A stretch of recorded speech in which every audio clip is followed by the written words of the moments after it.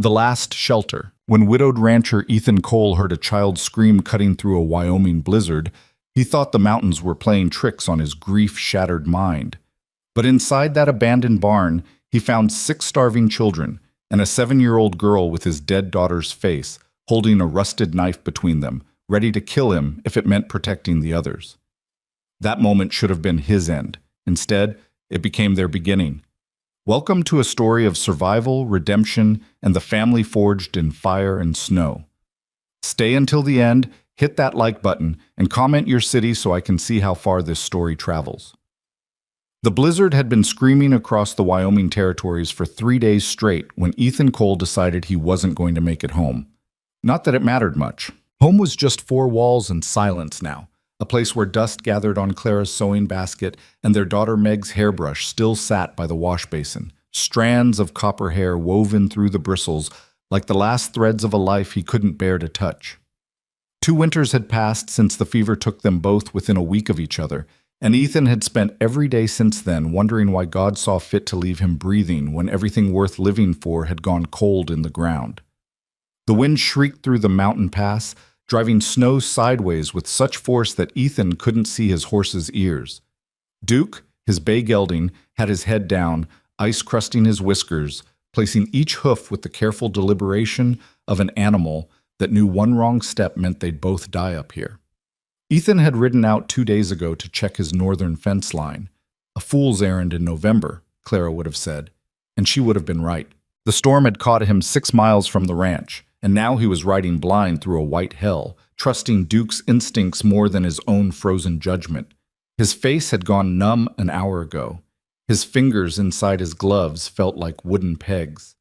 The rifle across his saddle was so cold the metal burned through his coat sleeve. Every breath was a knife in his lungs. This is how it ends, he thought with something almost like relief. Frozen on a mountain. At least it'll be quick. That was when he heard the scream. It cut through the wind, high, sharp, desperate. A child's scream. Ethan's head snapped up. For a moment he thought his mind had finally cracked, that grief and cold were conjuring ghosts. There were no children up here. No settlements for 10 miles. Nothing but wilderness and snow and the bones of miners who'd pushed too far into these mountains chasing silver. Then he heard it again. Duke's ears swiveled forward. The horse heard it too. Ethan straightened in the saddle, squinting through the snow. Visibility was maybe 20 feet. The scream had come from somewhere ahead, to the left. He touched his heels to Duke's ribs, and the horse moved forward, ears still locked on that sound. They pushed through a dense stand of pine, branches heavy with snow dumping their loads as they passed. The wind dropped for just a moment in the shelter of the trees, and Ethan saw it, a dark shape through the white curtain. A building. Not a natural formation, walls, a roof sagging under snow weight. The old Miller barn. Ethan had forgotten it was even here. The Miller family had tried to homestead this high valley 15 years back, built a barn, and started a cabin before the first winter killed the father and sent the rest fleeing back to civilization. The barn had stood empty ever since, slowly surrendering to weather and time. Another scream split the air, closer now, definitely coming from inside. Ethan pulled his rifle from its scabbard, checked that his revolver was loose in its holster, and swung down from the saddle. His legs nearly buckled. He'd been in the saddle so long his muscles had seized. He grabbed Duke's stirrup, forced his knees to lock, and stumbled toward the barn through knee-deep drifts. The barn door hung askew on broken hinges. Ethan approached from the side, rifle ready. Could be anything in there. Mountain lion denning up, injured bear, outlaws hiding from the law, or children. Though what in God's name children would be doing in an abandoned barn in a blizzard was beyond his frozen capacity to imagine. He pressed against the weathered wall beside the door, listening. The wind covered most sounds, but in a gap between gusts, he heard it, crying. Multiple voices. Young voices. Ethan's chest tightened. He stepped around the doorframe, rifle raised. The barn's interior was a cave of shadows. Snow had blown through gaps in the walls, piling in the corners. Old hay, rotted and frozen, covered half the floor. The miller's wagon sat collapsed against the far wall, one wheel missing. And in the corner, huddled together in a mass of ragged clothes and tangled hair, were children. 6 of them.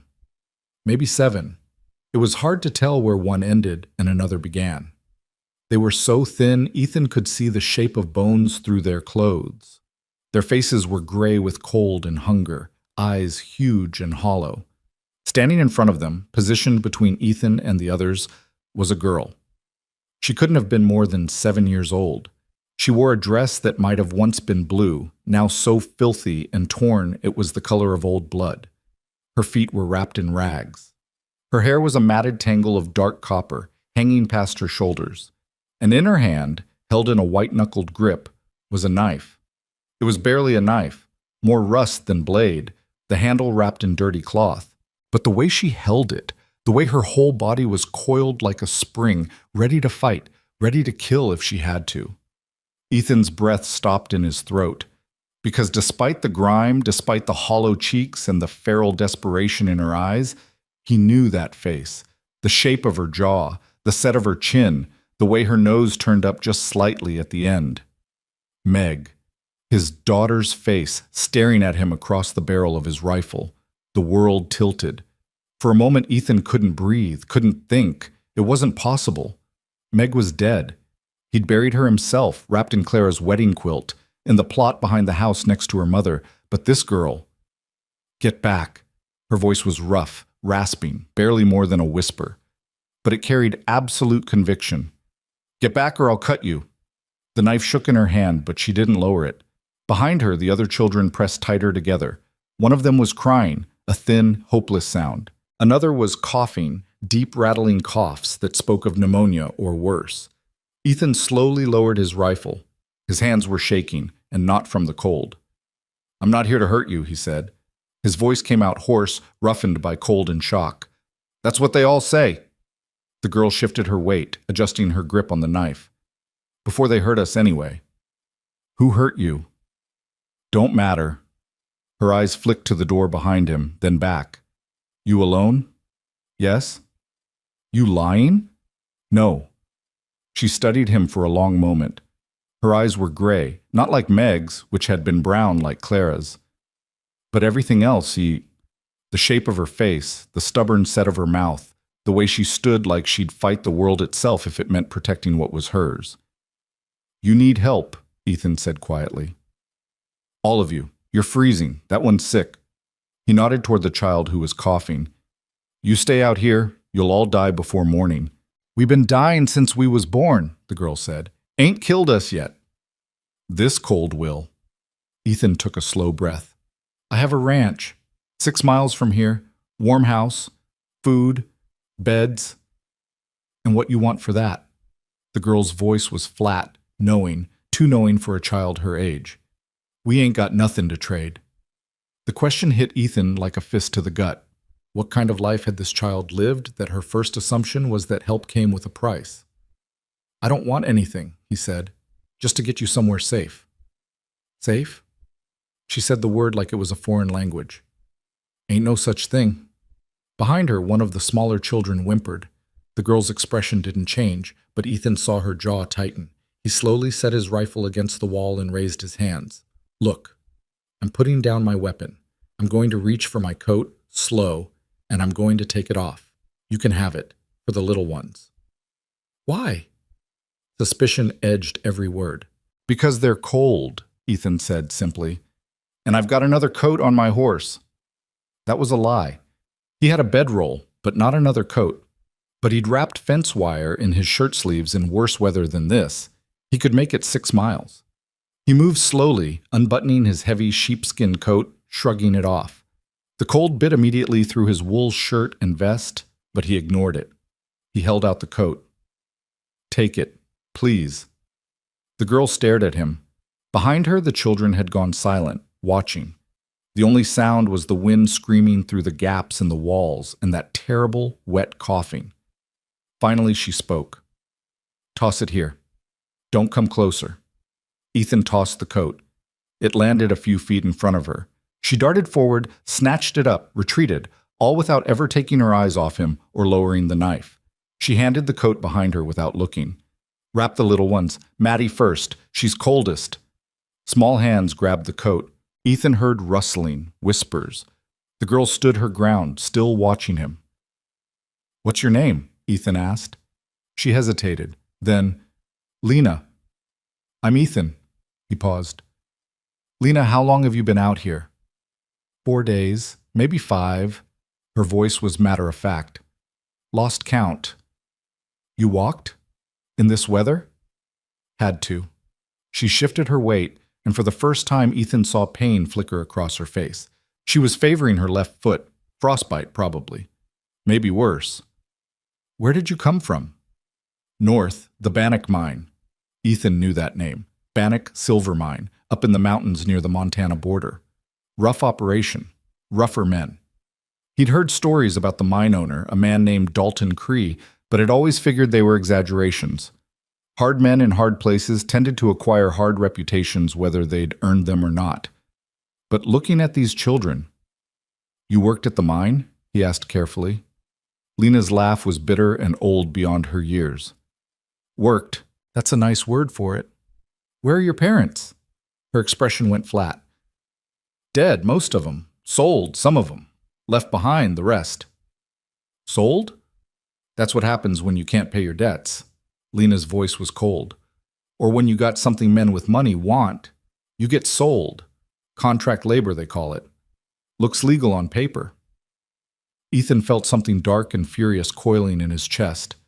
"These children are contract labor?" "We was." Lena lifted her chin. "Ain't no more. We left." "They let you leave?" "Didn't ask permission?" For the first time, something almost like pride crossed her face. "Tommy busted the lock. We ran when the shift boss was drunk. Walked for 3 days before the storm caught us. Been holed up here since." 3 days. Children walking through mountain wilderness in November. It was a miracle any of them were alive. "Lena," Ethan said quietly, "they're going to come looking for you." "I know." Her knuckles whitened on the knife. "That's why we got to keep moving soon as the storm breaks." "You won't make it. Look at them." Ethan gestured to the huddled mass of children. "Half of them can't walk another mile. That cough, that's pneumonia. Without medicine, she'll be dead in a week." "She'll be dead faster if we go back." "You don't have to go back." Ethan took a slow step forward. "Come with me. To my ranch. I can keep you safe." "You can't." Lena shook her head. "Mr. Cree owns the sheriff, owns the judge, owns half the territory. You hide us, he'll burn your house down and shoot you for theft of property." "You're not property, you're children." "Law don't see it that way, not when there's contracts." Ethan looked at the children behind her. The smallest couldn't be more than 4. The oldest boy, sitting with his back against the wall, looked about 12, rail thin, watching Ethan with eyes that had seen too much. There was a girl about 9, holding a younger child against her chest. 2 more boys, maybe 6 and 8, wrapped together in Ethan's coat. 6 children. 6 faces marked by hunger and fear, and the kind of hard living that ground souls to dust. 6 children who'd made a desperate run for freedom and ended up trapped in a barn, waiting to freeze or starve or be dragged back to hell. Ethan thought of Meg, of Clara, of the life he'd lost, and the empty years he'd spent wishing he'd died with them. He thought of the loaded revolver in his study drawer at home, the one he looked at some nights and seriously considered. He thought about what it meant to have something to live for. "I don't care about contracts," he said. "I don't care about Dalton Cree or his bought and paid for law. You're children, you need help, and I'm not walking away." Lena stared at him. For a long moment, the only sound was the wind and that wet, terrible coughing. "Why?" she finally asked. "Why do you care?" Ethan could have given her a dozen reasons. Because it was right. Because they needed help. Because no child should have to hold a knife and threaten grown men just to survive. But what came out was the truth. "Because you look like my daughter," he said quietly. "And she's dead. And I couldn't save her. But maybe I can save you." Lena's expression flickered. Surprise, confusion, something that might have been hope quickly buried. "If we go with you," she said slowly, "and Mr. Cree comes, you'll fight?" "Yes." "Even if it means dying?" Ethan thought about that. really thought about it. 2 years ago, the answer would have been easy. He had nothing to lose. But looking at these children, at Lena with her knife and her impossible courage, at the small faces peering around her. Yes, he said, even then. She studied him for a long time. Behind her, the boy with pneumonia coughed again, a sound like drowning. Finally, Lena lowered the knife. All right, she whispered. All right, Bum. Getting 6 half-frozen children 6 miles through a blizzard was the hardest thing Ethan had ever done. They couldn't all ride. Duke could maybe carry 2, and the horse was already exhausted from fighting through the storm. So they walked. Ethan led Duke with the smallest child, Maddie, they called her, wrapped in his bedroll on the saddle, and the boy with pneumonia, Thomas, held in front. The others walked, roped together with the length of line Ethan kept for emergency repairs, stumbling through drifts that sometimes reached their waists. Lena refused to be carried. She walked at the front of the line behind Ethan, still gripping that rusted knife, watching the trees as if expecting armed men to materialize from the snow. It took 4 hours to cover 6 miles. 4 hours of brutal, exhausting cold. Thomas passed out halfway through, and Ethan had to tie him to the saddle to keep him from falling. One of the younger boys, Sam, kept crying that he couldn't feel his feet. The 9-year-old girl, Ruth, carried the 4-year-old on her back for the last 2 miles without complaining once. By the time Ethan's ranch house appeared through the snow, a dark shape against the white, smoke curling from the chimney he'd banked before leaving, he was moving on pure stubbornness and will. His hands were numb. His face was past feeling. His lungs burned with every breath. But they'd made it. He got Duke into the barn first, unsaddled him, rubbed him down with handfuls of hay, covered him with a blanket. The horse had earned his oats 10 times over. Then Ethan gathered the children and herded them toward the house. The front door stuck. It always stuck when ice formed in the jam. Ethan had to shoulder it open. Warmth rushed out to meet them, and the children made small sounds of relief and disbelief. Inside, Ethan said. Quick! They stumbled in, and he shut the door behind them, cutting off the wind. For a moment they all just stood there in the front room, dripping melting snow, staring around at a space that probably seemed impossibly grand to children who'd been living in mine shacks and sleeping in abandoned barns. It wasn't grand. The front room held a stone fireplace, a worn sofa Clara had brought from her family home, 2 chairs Ethan had built himself, a table scarred from years of use. The floor was pine plank, the walls rough-hewn logs chinked with clay. But it was warm. The fire he'd banked was still glowing in the hearth, and it was shelter. The children looked at each other, then at Lena. She still had the knife out.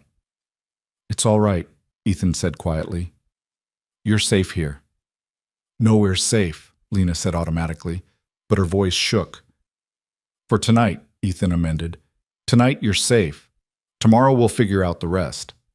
He moved to the fireplace, added wood, built up the fire.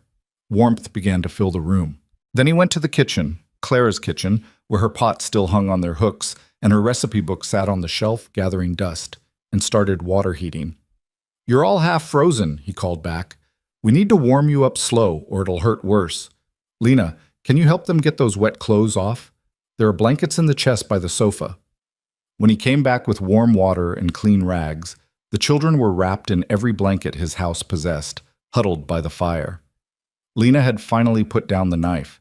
It sat on the floor next to her within easy reach. Ethan knelt by the smallest child, Maddie. She couldn't be more than 4, tiny and delicate as a bird, with huge dark eyes and a gaunt face. Can I look at your hands? He asked gently. She looked at Lena. Lena nodded. Maddie held out her hands. The fingers were white, bloodless. Frostbite. Ethan soaked the rags in warm water and wrapped her hands carefully, then her feet. She whimpered but didn't pull away. He went through each child the same way.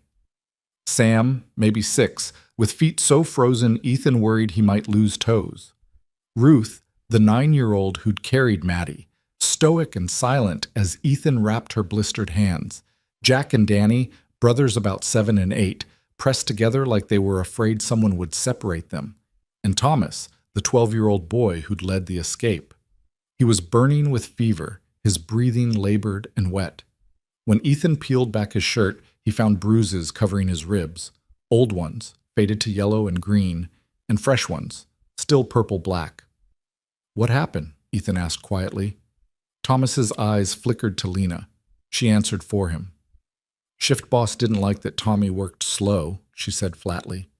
"Beat him with a length of chain, 3 days before we ran." Ethan's hands stilled on the cloth. He looked at the boy's face, thin, pale, fever-bright eyes glazed with pain and exhaustion. "I need to get medicine," he said. "There's a doctor in town, but in this storm, no doctor." Lena's voice cut sharp. "No one outside. Mr. Cree's got people everywhere. Doctor might report us." "Thomas needs help. That's pneumonia. Without treatment." "I know what it is." Lena's jaw set. "But we can't risk it. Not yet." Ethan looked at her, the small, fierce girl with too much weight on her narrow shoulders, and made a decision. "All right," he said. "No doctor tonight. But I've got some medicine here, fever reducer, willow bark for the pain. It's not much, but it might help." He went to the cupboard where he kept his medical supplies, meager as they were, and brought back what he had.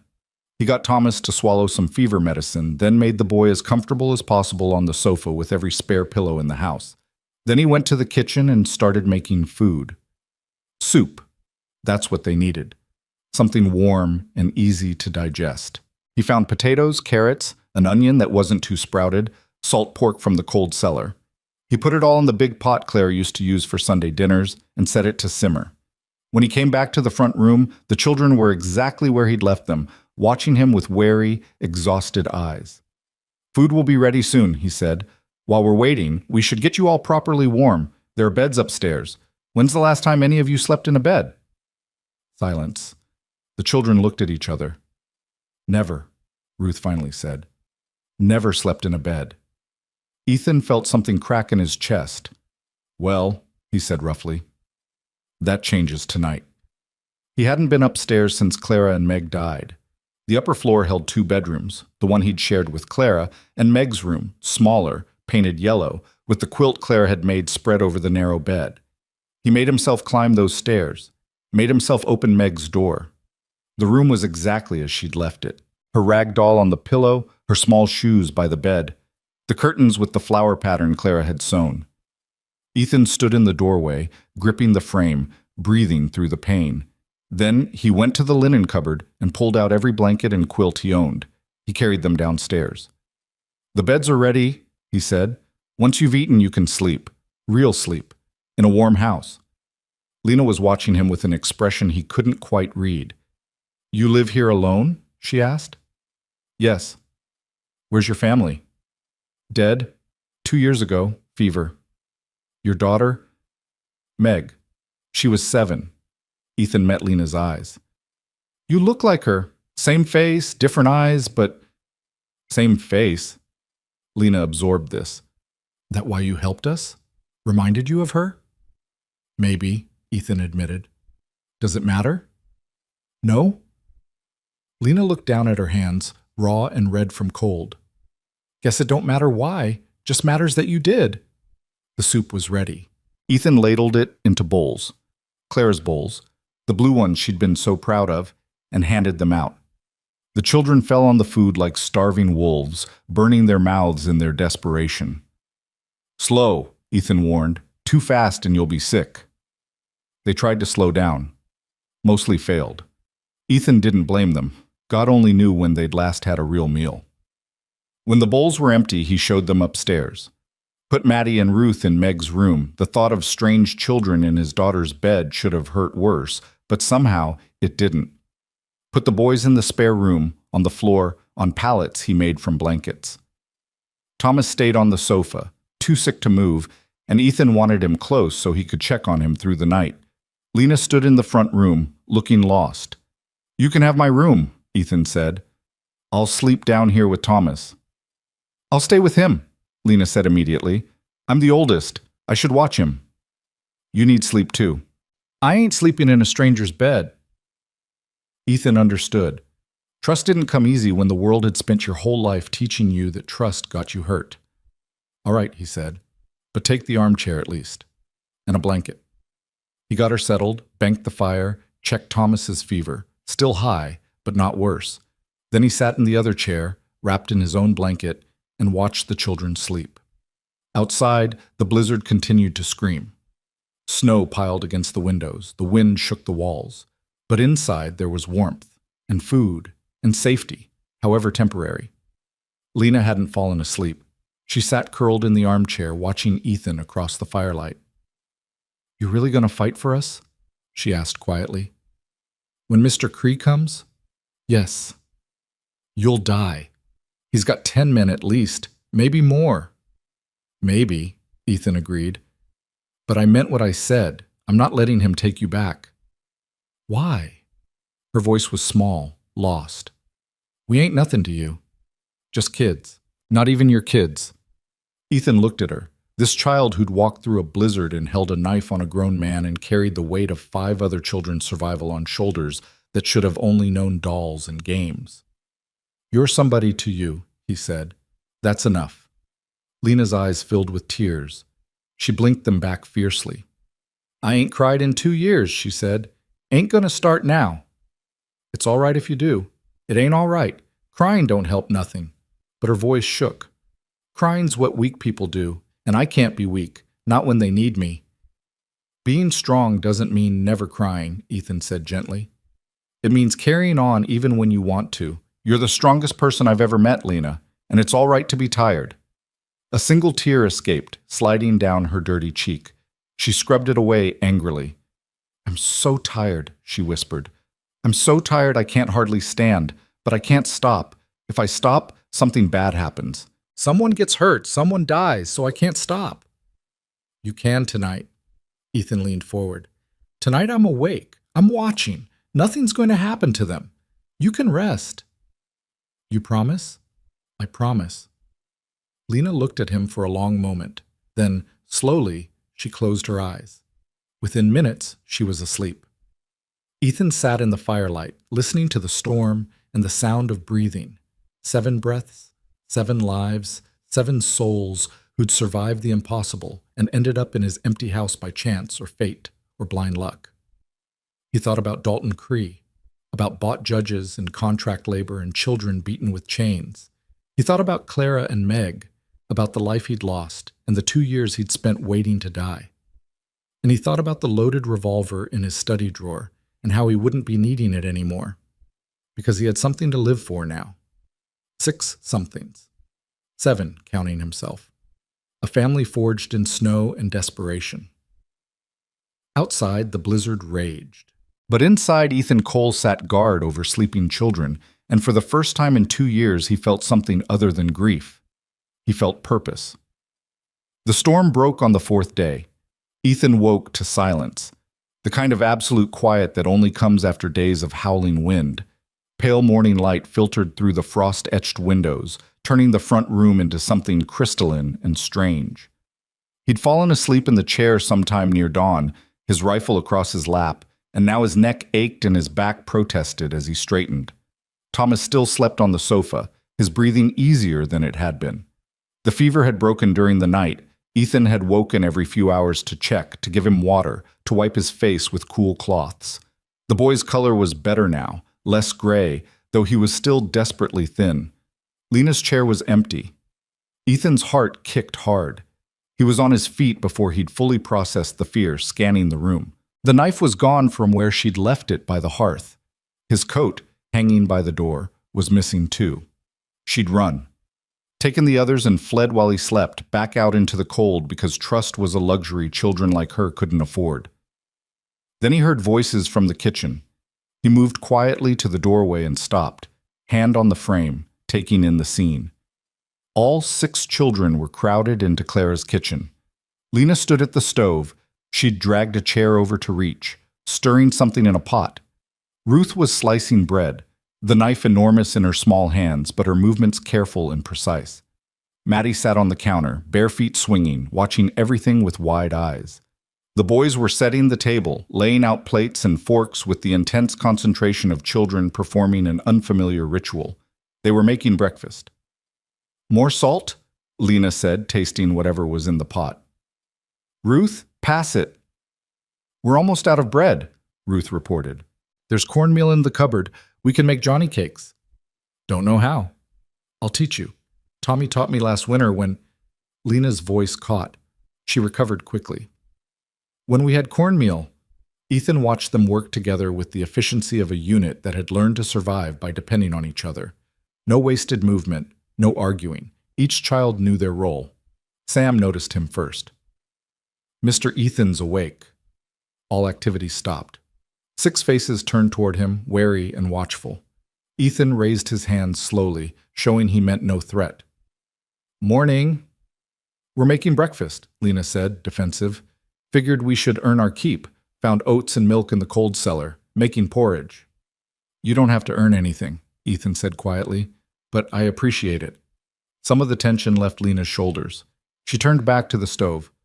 Porridge will be ready soon. There's coffee on if you want it. Ethan moved into the kitchen, poured himself a cup of coffee from the pot on the back of the stove. It was strong enough to strip paint, the way he liked it, and he wondered how Lena had known. Probably just made it the way mine workers made it, strong enough to keep you upright through a 14-hour shift. He sat at the table and watched them finish preparing the meal. It struck him how small they all were, how thin, how their movements carried a precision born from scarcity. Nothing wasted, nothing dropped, every grain of oats precious. When they sat down to eat, they waited. All of them, hands in laps, watching him. What is it? Ethan asked. You're supposed to say grace, Jack said. Before eating. That's what Mama used to do. Before. Before she died, or was sold, or vanished into whatever darkness had swallowed these children's families. Ethan hadn't said grace since Clara died, hadn't talked to God since the fever took his family and left him breathing in an empty house. But he saw the expectation in their faces, the need for ritual and normalcy and something that felt like family. He bowed his head. The children followed. For this food, he said slowly, and for safety from the storm, for warm beds and full bellies, for second chances. His voice roughened. We're grateful. Amen, the children chorused. They ate in silence for a while. Ethan watched Lena portion out the food with mathematical precision, slightly larger servings for the boys who were growing, extra for Thomas who needed strength to fight off sickness, smallest for herself, though she tried to hide it. Lena, Ethan said. Take more. There's plenty. This is enough. It's not. You're as thin as the others. I'm fine. You're not. He reached across and ladled more porridge into her bowl. Eat. She glared at him, but she ate. Halfway through the meal, Thomas appeared in the doorway, leaning heavily against the frame. His face was pale, but his eyes were clear. Tommy! Maddie scrambled down from her chair and ran to him. He caught her with a wince, wrapped one arm around her. Hey, little bit. His voice was hoarse. You okay? We're eating real food, at a real table, in a real house. Thomas looked at Ethan over Maddie's head. Thank you. For everything. Sit down before you fall down, Ethan said. Ruth, get him a bowl. They made space for Thomas at the table, and he lowered himself carefully into the chair, moving like an old man. Ethan could see the pain in every breath he took, the way he held his ribs. The beating he'd taken had done real damage. How long were you at the mine? Ethan asked. The children exchanged glances. Thomas answered, his voice flat. 3 years. Since my father died in a collapse and left debts. Mr. Cree offered to forgive the debt if I worked it off. 3 years? You were 9? Yes, sir. And the rest of you? 2 years, Ruth said. After Mama got sick and couldn't pay the company doctor. 18 months, said Danny. Me and Jack together. Our pa owed gambling debts. I don't remember, Maddie whispered. I've been there long as I remember. Ethan's hands tightened on his coffee cup. And Lena? Lena didn't look up from her bowl. 1.5 years. They killed my ma when she tried to stop them taking me. The words fell into silence like stones into a well. They killed her, Ethan repeated carefully. In front of you. Shot her in the street, said she was interfering with legal business. Sheriff wrote it up as justifiable. Lena's voice was absolutely flat, empty of emotion. I was 5.5. Ethan set down his coffee very carefully, afraid he'd crush the cup. How many children does Cree have working the mine? Maybe 30, Thomas said. Hard to count. Some die. New ones come. And the law knows? The law works for Mr. Cree. Thomas coughed, then continued. He owns the judge, pays the sheriff. Anyone makes trouble, they disappear, or get buried in a cave-in that ain't nobody's fault. What about the mining inspector? Federal territories have— Inspector came once, Lena interrupted. Mr. Cree showed him papers, contracts signed by parents or guardians, all legal. Inspector looked at us, and we all knew, if we said anything, we'd be dead before he left town. She met Ethan's eyes. So we didn't say anything. And he left. And nothing changed.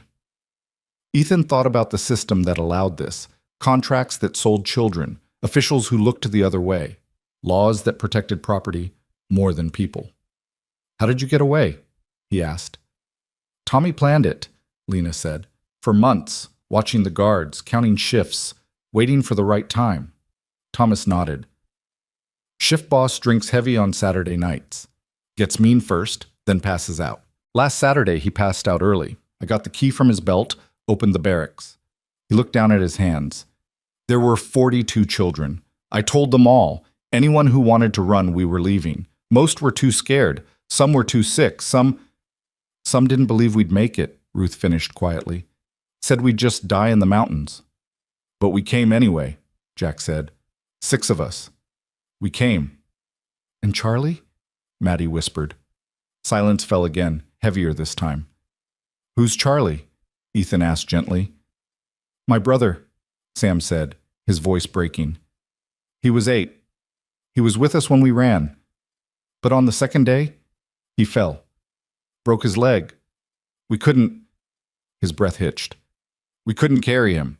We tried, but he was hurting too bad and we were moving too slow and we could hear them coming, so we hid him, Thomas said, his voice rough. In a cave.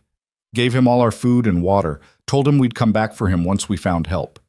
He looked at Ethan. Is that true? Can we go back for him? Ethan's chest felt like it was caught in a vice.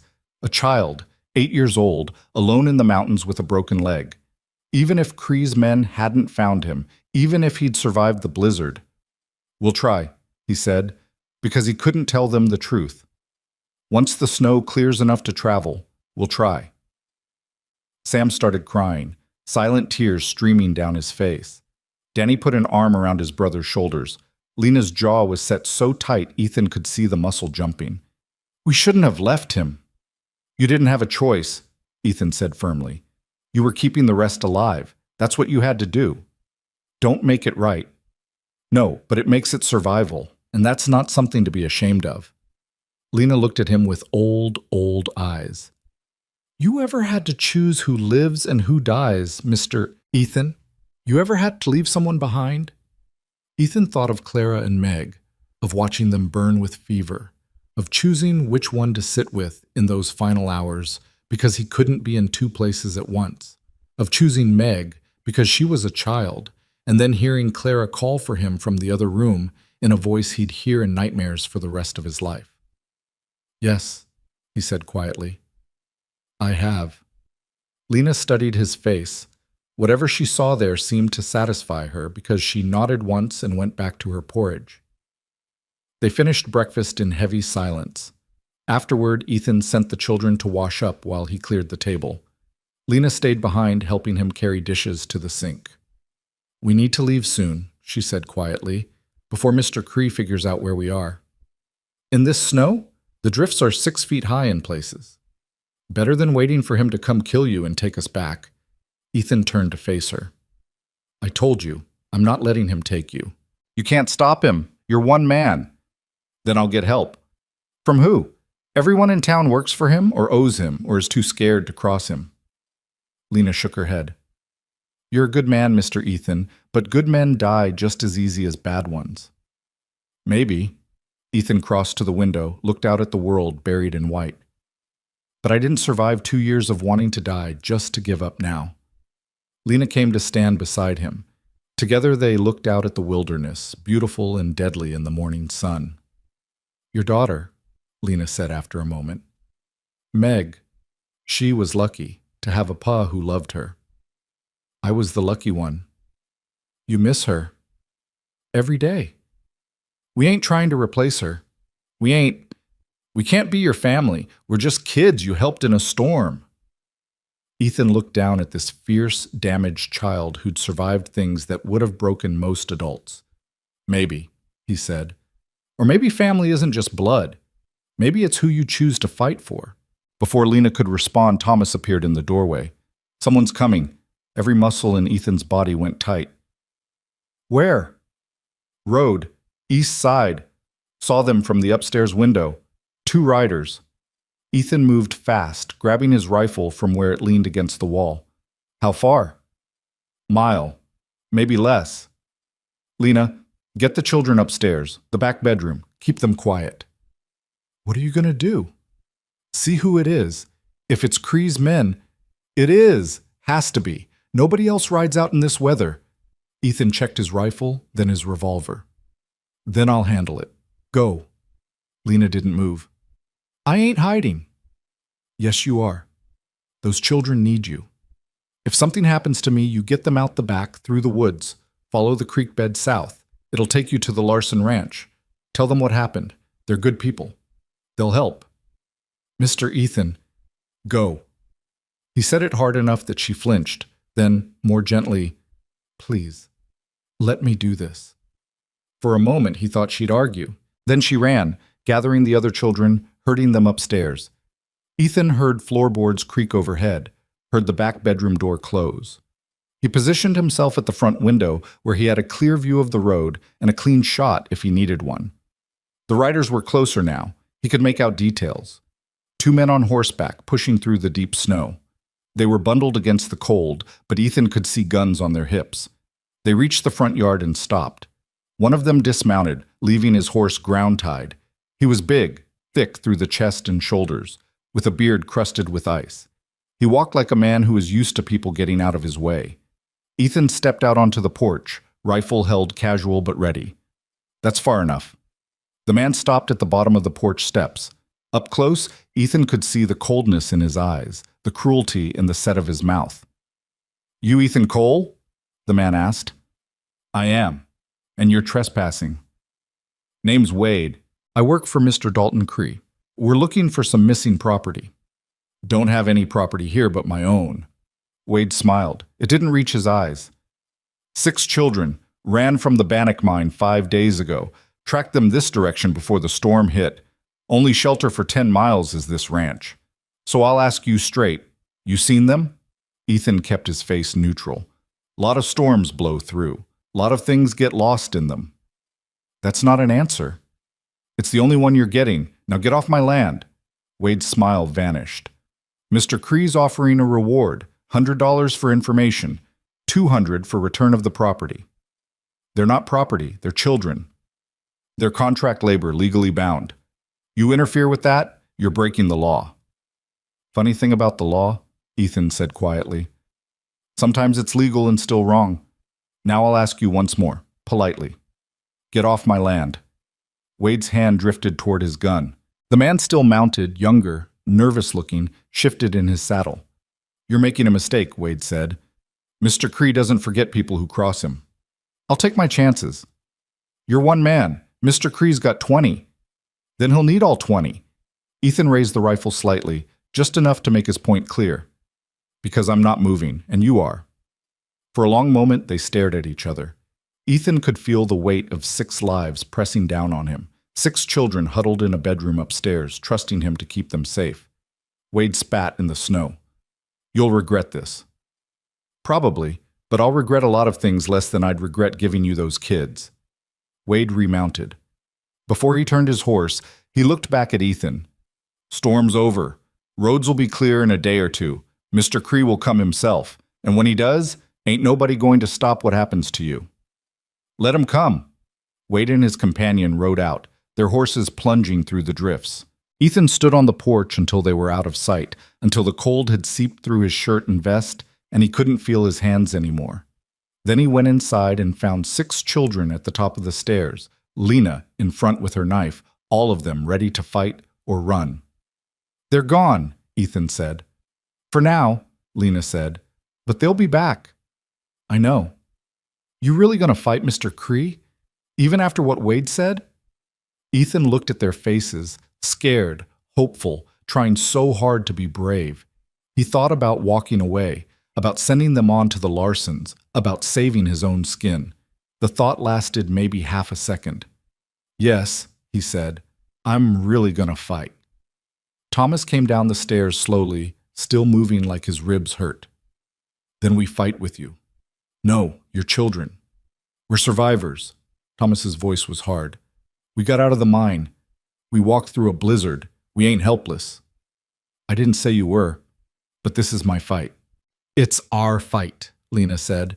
We're the ones they want. We should get to stand against them. Ethan wanted to argue, wanted to protect them from more violence, more fear. But looking at their faces, he understood. They'd already seen the worst. Hiding wouldn't change that. What they needed wasn't protection. It was the chance to stand up and be counted. All right, he said slowly. We fight together, but we do it smart. We prepare. We plan. We don't just wait for them to come kill us. What do we do? Ruth asked. Ethan thought about his ranch, isolated, defensible if you knew what you were doing. Thought about his weapons, his ammunition, his supplies. Thought about what Clara would say if she could see him now, preparing to turn their home into a fortress. She'd probably tell him he was crazy. Then she'd start helping. First, he said, we make this place secure. Board the windows, stock the cellar, make sure we can hold out if we have to. Second, I ride to town. Talk to the sheriff, see if there's any law left in this territory worth the name. Third, you teach us to shoot, Thomas interrupted. You're 12 years old. And I killed a man to save Ruth when she was being, Thomas's voice caught, when he was hurting her, shot him with his own gun. So don't tell me I'm too young. The casual revelation hung in the air like smoke. Ethan looked at Ruth, at the way she stood with her arms wrapped around herself, and felt rage burn hot in his chest. How old were you? He asked quietly. 7, Ruth whispered. 7 years old, the same age as Meg. Ethan closed his eyes, forced himself to breathe. When he opened them again, his voice was steady. All right, I'll teach you to shoot, but only for defense, only to protect yourselves. You understand? Yes, sir, Thomas said. The next 2 days passed in a blur of preparation. Ethan showed them how to bar the doors, how to pile furniture for cover, how to load and fire the hunting rifles and the old shotgun Clara's father had given them as a wedding present. Thomas proved to be a natural shot, steady hands, good eye, patient. Lena was fierce and determined, but rushed her shots. Ruth wouldn't touch the guns at all, though she learned to reload faster than anyone. The younger children helped in other ways. Sam and Danny carried water from the well, filling every barrel and bucket in the house. Maddie and Jack counted ammunition, organized supplies, learned escape routes through the house. At night, they gathered in the front room, sleeping in shifts, someone always on watch. Ethan taught them signals. 1 knock for all clear, 2 for danger, 3 for immediate threat. They practiced until the youngest could do it in their sleep. On the 3rd day, Ethan rode to town. Red Creek was 12 miles south, a collection of rough buildings huddled around a crossroads like they were trying to stay warm. The main street was mud and snow, lined with a general store, a saloon, a hotel that was more boarding house than anything fancy, and the sheriff's office. Ethan tied Duke outside the sheriff's office and went in. The man behind the desk was maybe 50, thick around the middle, with a face that spoke of too much whiskey and not enough sleep. He looked up when Ethan entered, and something wary crossed his expression. Help you? I'm Ethan Cole. I ranch north of here. I know who you are. The sheriff leaned back in his chair. Heard you had some visitors few days back. News traveled fast. That's why I'm here. Those men were hunting children. I want to know what you're going to do about it. The sheriff sighed. Mr. Cole, those children are contract labor, legally owned. You harboring them is theft. They're not owned. They're enslaved. Law says different. Then the law's wrong. Maybe. The sheriff spread his hands. But it's still the law, and I'm still the sheriff. I can't just ignore legal contracts because you don't like them.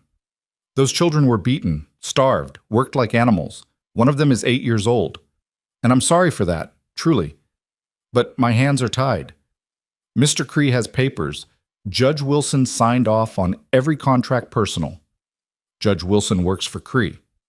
That's a serious accusation. It's the truth. Everyone in this town knows it. Cree owns the judge, owns you, owns anyone with power to stop him. The sheriff's face went red. Watch yourself, Cole. Or what? You'll arrest me? For telling the truth? Ethan leaned forward, hands on the desk. 6 children risked death to escape that mine. That should tell you something about what's happening up there. It tells me they broke their contracts and need to be returned. I won't let that happen. The sheriff stood, hand dropping to his gun. That sounds like a threat. It's a promise. Those children are under my protection. Anyone tries to take them, they go through me. Then you'll die and they'll be taken anyway. Is that what you want? Ethan straightened. I want you to do your job. Investigate the mine. Look at how those children are treated. Stop hiding behind contracts and do what's right. What's right and what's legal ain't always the same thing. No, but a man still has to choose which one he'll serve. The sheriff sat back down, suddenly looking tired and old. Go home, Mr. Cole. Take those children and run. Get them far from here, somewhere Cree can't reach. That's the only way this ends without blood. I'm not running. Then you're a fool. Cree will come for them. And when he does, I won't stop him. Can't stop him, even if I wanted to. He met Ethan's eyes. I got a wife and daughter. I look the other way on things I shouldn't, because that's the price of keeping them safe. You think that makes me a coward? Fine. But I wake up every morning knowing my family's alive. Can you say different? Ethan stared at this broken man, at the compromise written in every line of his face, and felt something like pity. I had a wife and daughter, he said quietly. I lost them. So yeah, I can say different. I know exactly what it costs to lose the people you love. And I know I'd rather die fighting for something that matters than live knowing I stood by and let evil happen because it was easier. He turned and walked out before the sheriff could respond. Back on Duke, riding through the cold, Ethan let himself acknowledge the truth. He was alone in this. The law wouldn't help. The town wouldn't help. When Cree came, and he would come, it would be Ethan and 6 children against 20 men with guns and the law on their side. They were going to lose, probably going to die. But looking up at the mountains, at the white peaks sharp against the blue sky, Ethan found he didn't care. He'd spent 2 years in a fog of grief, going through the motions of living without really being alive. And now, preparing to fight a battle he couldn't win, he felt more awake than he had since Clara's death, because he had something worth dying for. 7 somethings, counting himself. A family built from snow and desperation, and the choice to stand when standing was the hardest thing in the world. He turned Duke toward home, toward the ranch and the children waiting there, and rode into the setting sun with his eyes wide open and his heart, for the first time in 2 years, fully alive. When Ethan rode back into the ranch yard that evening, the house was dark except for a single lamp burning in the front window, the signal they'd agreed on for all clear. He stabled Duke, rubbed him down proper, and walked to the house with the weight of what he'd learned sitting heavy on his shoulders. Lena met him at the door before he could knock, the rusted knife in her hand and her face tight with worry. You were gone too long. Had to ride slow, snow's still deep in places. He stepped inside, stamping his boots clean. Everyone all right? We're fine. Tommy's fever came back some, but Ruth got it down with cold cloths. Sam saw riders on the ridge this afternoon, but they didn't come close. She followed him to the kitchen, watching him with those old eyes. What'd the sheriff say?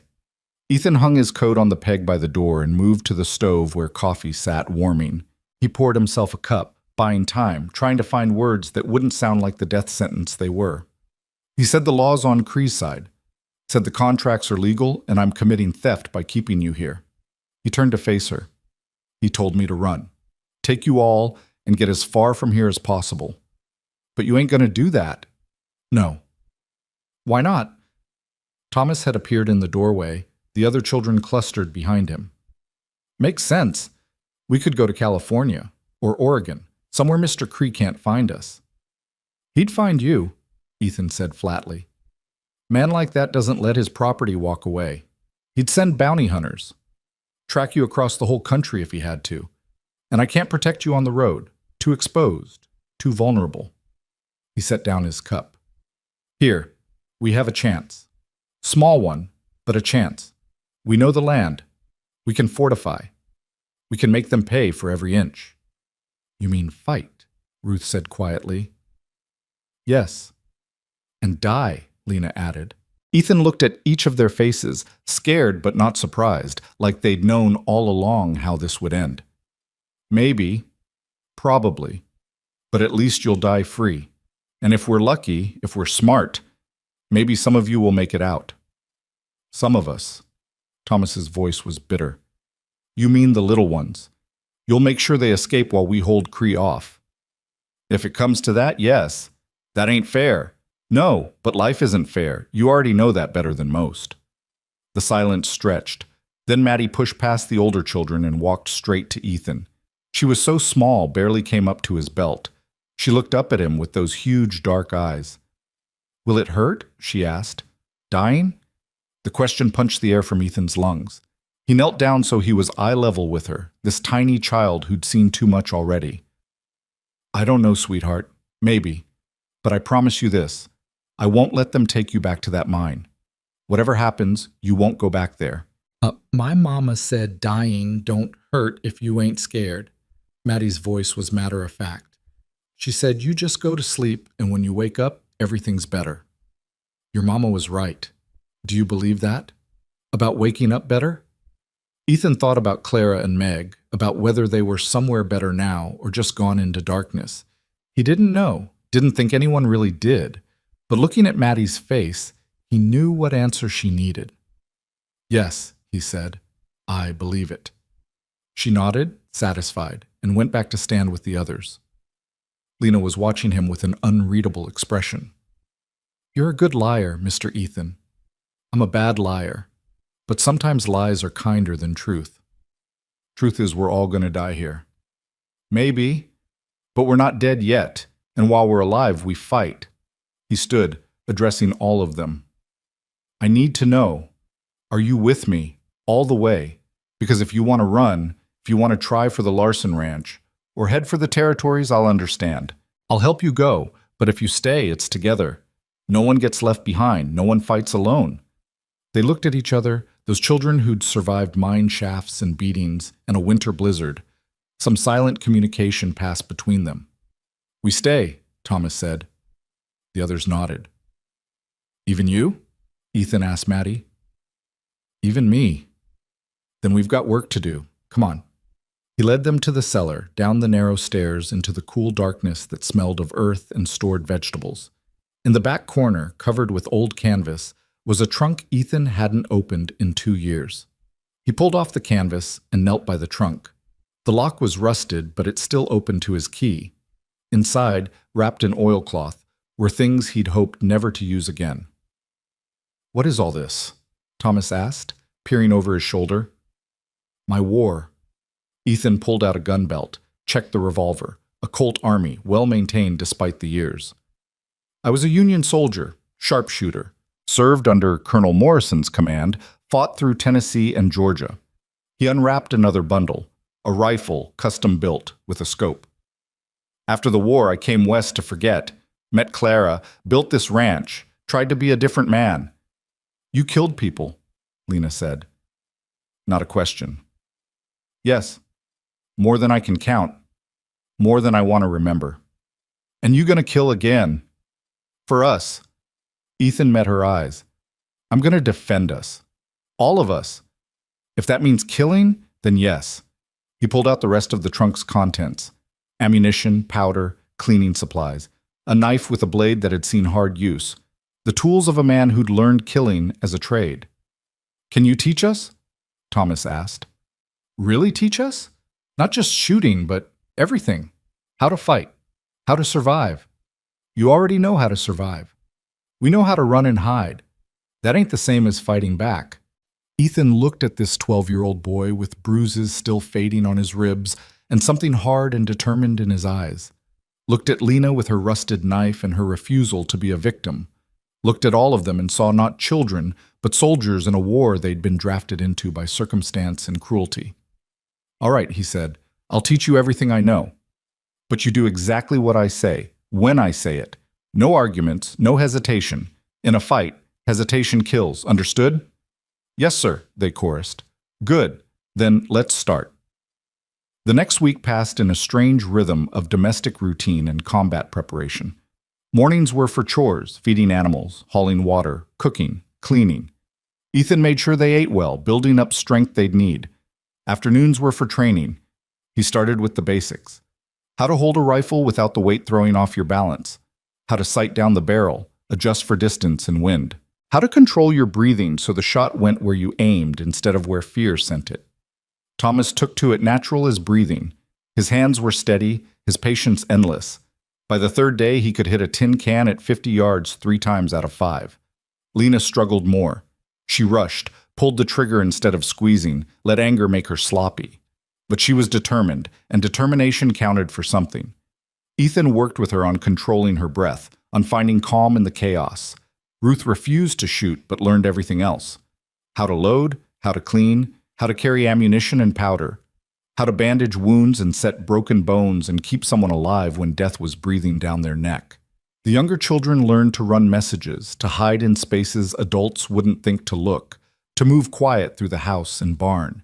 Ethan built them bolt holes, places they could hide if the house was breached, made them practice until they could disappear in seconds.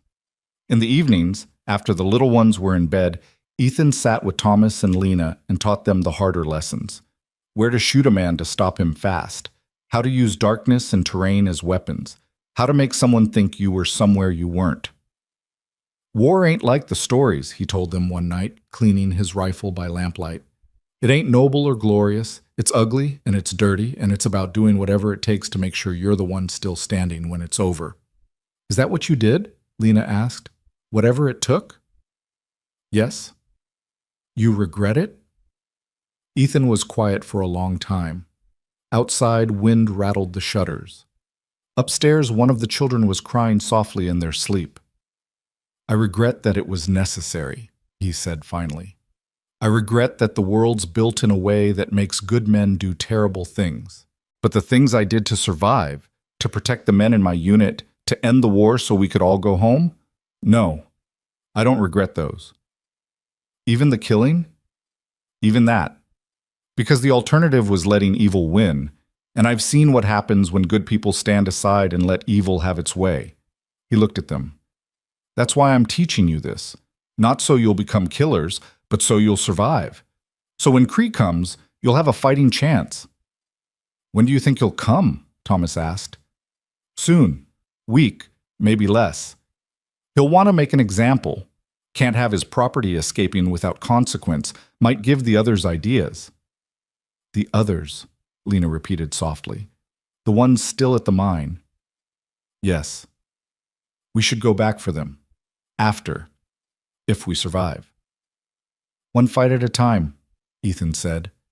But he was thinking it too, thinking about 30 children still trapped in that mine, still suffering. Thinking about how far one man could push back against an empire built on cruelty.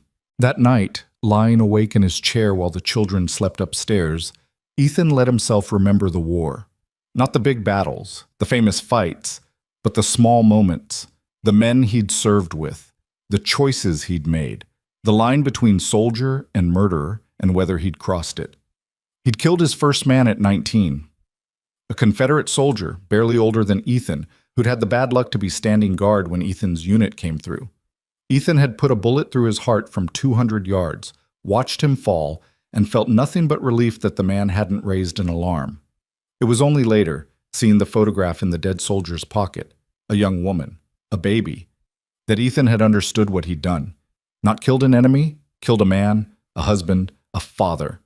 He'd thrown up in the bushes and then gone on to kill 11 more men before the week was out. That was war. You did what you had to, and you lived with it after. Looking at these children now, teaching them to kill, Ethan wondered if he was doing the right thing. Wondered if he was protecting them, or just teaching them to become what he'd been, hollow and haunted and good at dealing death. But when he thought about the alternative, about sending them out defenseless to face what was coming. He knew there was no other choice. Sometimes the right thing and the good thing weren't the same, and you just had to choose which weight you could carry. On the 8th day, Wade came back. Ethan saw him from the upstairs window, 3 riders this time, moving slow up the road. He recognized Wade's bulk even at a distance. "Lena," he called down, "get everyone in position." They moved like they'd practiced. The little ones into the cellar, hidden behind false shelving Ethan had built. Thomas to the upstairs window with the rifle. Ruth to the kitchen with medical supplies ready. Lena at the back door, escape route clear. Ethan met Wade in the yard, rifle across his chest, revolver on his hip. "Thought I told you to get off my land," he said. Wade reined in his horse 20 feet away. The 2 men with him spread out, flanking. One had a shotgun across his saddle. The other wore 2 pistols, tied down low like a gunfighter. "Mr. Cree wants his property back," Wade said. "Sent me to collect. And I told you before, they're not here." "That's a lie." Wade smiled, cold and mean. "We found tracks, small feet, leading right to your door." "Lots of tracks in snow. Could be anyone's." "Could be, but ain't." Wade leaned forward in his saddle. "Mr. Cree's a patient man, but his patience has limits. He's given you 8 days to see sense. Time's up. You hand over those children, you walk away from this. You don't. Things get ugly." "They're already ugly." "You got no idea how ugly they can get." Wade gestured to the house. "Nice place. Be a shame if it burned. Accidents happen, especially to men who don't know when to back down." Ethan felt rage coil in his chest, hot and familiar. The same rage that had carried him through 4 years of war. The same rage that made men dangerous. "You threaten my home again," he said quietly, "and you won't leave this yard alive." The gunfighter's hand drifted toward his pistol. Ethan didn't move, didn't even blink, but something in his stillness made the man pause. Wade saw it too. His eyes narrowed. "You're a soldier. I can smell it on you. Figure you saw action in the war." "I did." "So you know how to fight, how to kill, but you also know when you're outnumbered." Wade gestured to his men. "There's 3 of us now. Tomorrow there'll be 10. Next day, 20. However many it takes, you can't win this." "Don't have to win. Just have to make it cost you more than it's worth." 6 runaway children ain't worth dying for." "Maybe not to you," Ethan said, "but to me, they're worth everything." Wade studied him for a long moment. Then he shook his head. "You're a fool. But I'll give you one more chance. One more day. Tomorrow at noon, you hand them over or we come take them, and we burn everything you got in the process." He turned his horse and rode out, his men following. Ethan stood in the yard until they were out of sight, until the sound of hoofbeats faded to nothing. Then he went inside and found the children waiting. "Tomorrow," Lena said. Not a question. "Tomorrow. We should run tonight, while we still can." "Where would you run to? They're watching the roads, watching the woods. They track you down in hours." "So we just wait here to die?" "No." Ethan moved to the table, spread out paper and pencil. "We prepare. We plan. We make sure that if they want this ranch, they pay for it in blood." He drew the layout of the property: house, barn, outbuildings, trees, fences, marked positions, lines of fire, escape routes. "They'll come at noon," he said. "Probably from the front, overwhelming force. Wade will want to make it quick and brutal, but we know this ground and they don't. That's our advantage." "What do we do?" Thomas asked. Ethan looked at him, at all of them, and felt the weight of what he was about to ask. Children. He was asking children to stand and fight, to kill or be killed. But they weren't children anymore. The mine had stolen that from them. All Ethan could do now was give them the tools to survive what childhood had already thrust upon them. "We give them hell," he said, "and we make them remember that freedom isn't free, that some things are worth dying for, that 6 children and 1 broken-down rancher can stand against an empire if they're willing to pay the price." He looked each of them in the eye. "Last chance. Anyone wants to run, wants to try for the Larsons, wants to take their chances in the wilderness, I understand. I'll help you go. No shame in choosing to live." No one moved. "All right then," Ethan said. "Let's get ready." They worked through the night. Ethan showed Thomas and Lena the best firing positions, windows with clear sight lines, corners that provided cover, places where one person could hold off three. He positioned ammunition at each spot, water, rags for cleaning barrels between shots. He moved furniture to create barriers, piled up anything that would stop a bullet, filled buckets with water in case of fire, made sure every weapon was loaded and ready. Ruth prepared the cellar, stocking it with food and blankets, setting up a space where the youngest children could hide. She worked with grim efficiency, this 9-year-old girl who'd seen things no child should see. The younger ones did what they could. Sam and Danny checked all the doors and windows, made sure the bars were solid. Jack and Maddie organized supplies, counted bullets, prepared bandages. By dawn, they were as ready as they'd ever be. Ethan gathered them in the front room as the sun came up, painting the snow-covered mountains pink and gold. "This is it," he said.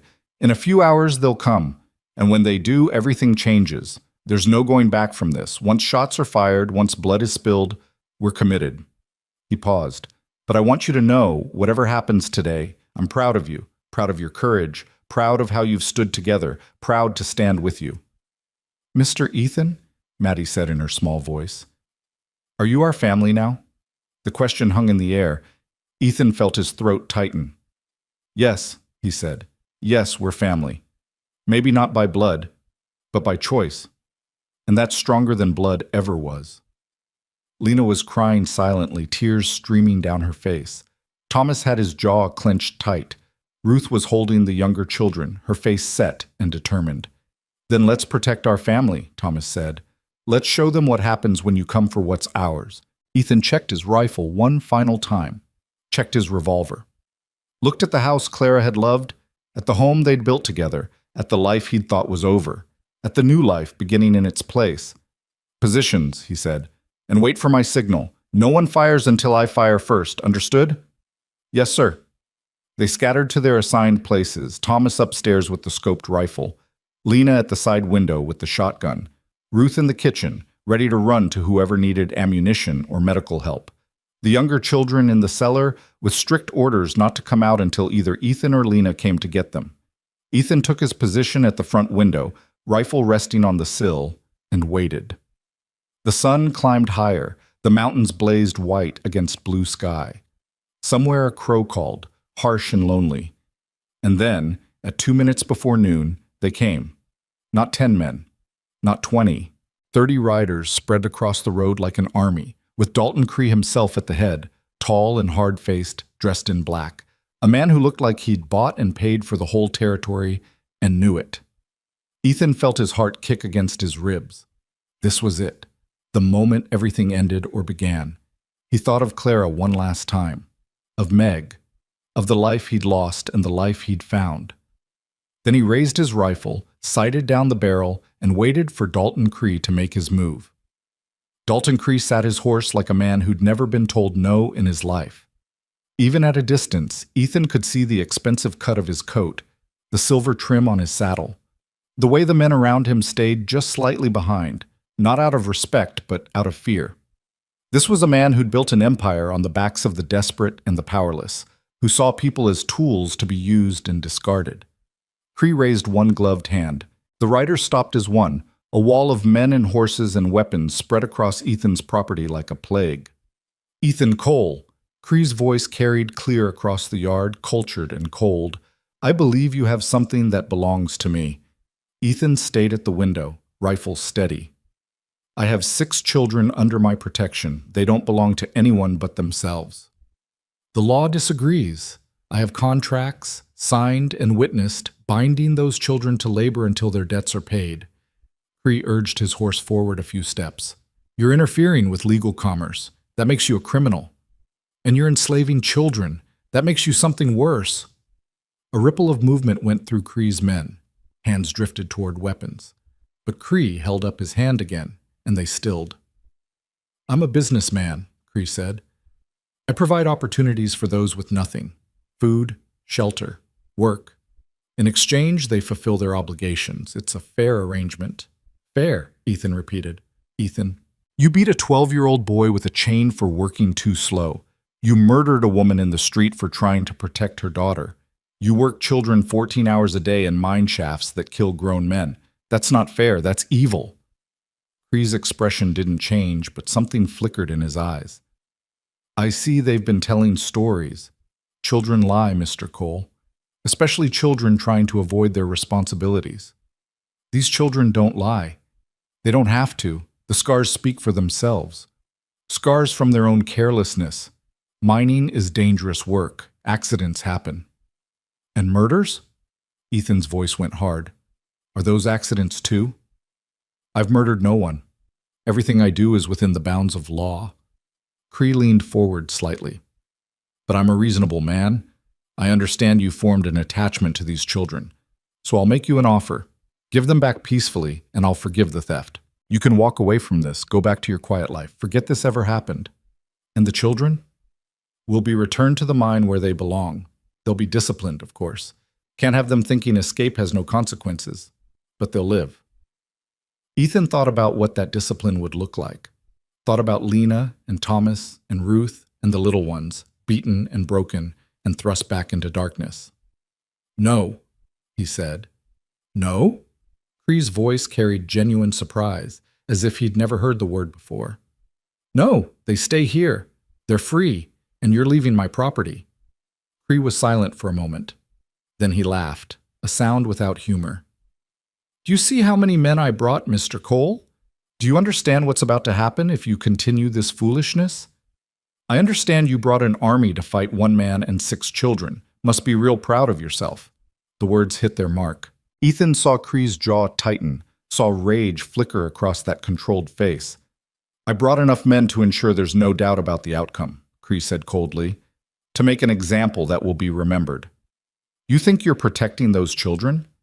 You're signing their death warrants. When this is over, when you're dead and your house is ashes, I'll take them back. And what they suffer then will be on your conscience. I'll be dead. Won't have a conscience. Then it'll be on theirs. They'll know their freedom cost your life. They'll carry that weight forever. Is that what you want for them? Ethan felt the barb sink in because it was true. The children would carry this, would remember, would have to live with whatever happened here, but they'd live free, and that was worth the price. Better they carry the weight of my choice than the chains of yours, he said. Last warning, Cree. Turn around. Leave. Don't come back. Or what? You'll shoot me? Shoot all of us? Cree gestured to his men. You might get 1, maybe 2 before we cut you down. Is that how you want to die? Alone? For nothing? Not alone. Thomas's voice rang out from the upstairs window. And not for nothing. Cree's head snapped up. He saw Thomas at the window, rifle aimed, steady as stone. A child with a gun, Cree said. How touching. Put it down, boy, before you hurt yourself. I already killed a man, Thomas called back. Shot him dead for hurting Ruth. I'll kill you too if you don't leave. Movement from the side window. Lena, shotgun visible. There's more of us than you thought, she said. And we all know how to shoot. Maybe you got 30 men, but how many are you willing to lose? 5? 10? 15? Cree's expression had gone flat, calculating. His eyes swept the house, counting positions, measuring odds. You've trained them, he said to Ethan. Turned children into soldiers. You're as bad as I am. No, I gave them a choice. You never did. Choice, Cree spat the word. You think the world runs on choices? It runs on power, on money, on men with the will to take what they want and the strength to keep it. Those children are mine because I have the power to make them mine. You're about to die because you don't have the power to stop me. Maybe, but I have something you don't. And what's that? Something worth dying for. For a moment, silence held. The wind had died. The world seemed to be holding its breath. Then Cree lowered his hand and said one word. Take them. The yard exploded into chaos. Ethan fired first, his bullet taking down the man on Cree's right, before the man even cleared his holster. The crack of the rifle was still echoing when Thomas fired from upstairs, dropping another rider from his saddle. Lena's shotgun boomed, buckshot tearing into a horse's chest and sending it screaming to the ground, its rider trapped beneath. Cree's men scattered, diving for cover, returning fire. Bullets punched through the walls, shattered windows, sent splinters flying. Ethan ducked low, worked the bolt on his rifle, came up firing. Another man down. The house shook with the thunder of guns. Smoke filled the air, acrid and choking. Men were shouting, horses screaming, someone crying out in pain. Ethan moved from window to window, firing and moving, never staying in one place. That was the key. Keep them guessing, make them waste ammunition on empty positions. He'd learned that in the war, learned how one man with the right tactics could hold off a dozen. Thomas was doing the same upstairs, firing from different windows, making Cree's men think there were more defenders than there were. The boy had good instincts, good control. Every shot he took had purpose. Lena was pure fury, the shotgun roaring every time someone got close to the house. She didn't have Thomas's precision, but she had his courage, standing in the window while bullets whined past her head, refusing to give ground. But there were too many. Even as Ethan dropped another man, 3 more were advancing on the barn, using it for cover. 2 were circling to the back of the house. 1 had made it to the porch and was trying to force the door.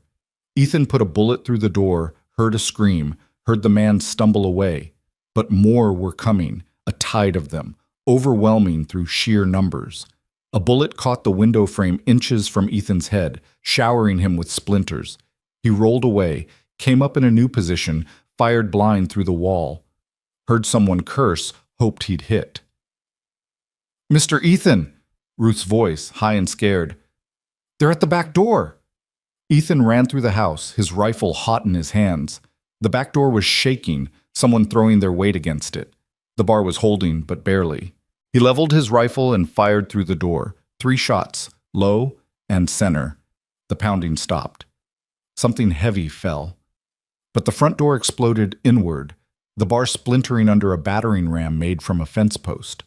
2 men rushed in and Ethan fired from the hip, gut-shot the first one, missed the second. The man raised his pistol and Ethan threw himself sideways, felt the bullet pass so close it burned his cheek. Then Lena was there, the shotgun in her hands, too big for her, but she held it steady and fired both barrels at point-blank range. The man went down hard and didn't move. Ethan grabbed her shoulder. "Upstairs. Now. Help Thomas." "But now." She ran. Ethan reloaded, stepped over the dead man, looked out the shattered front door.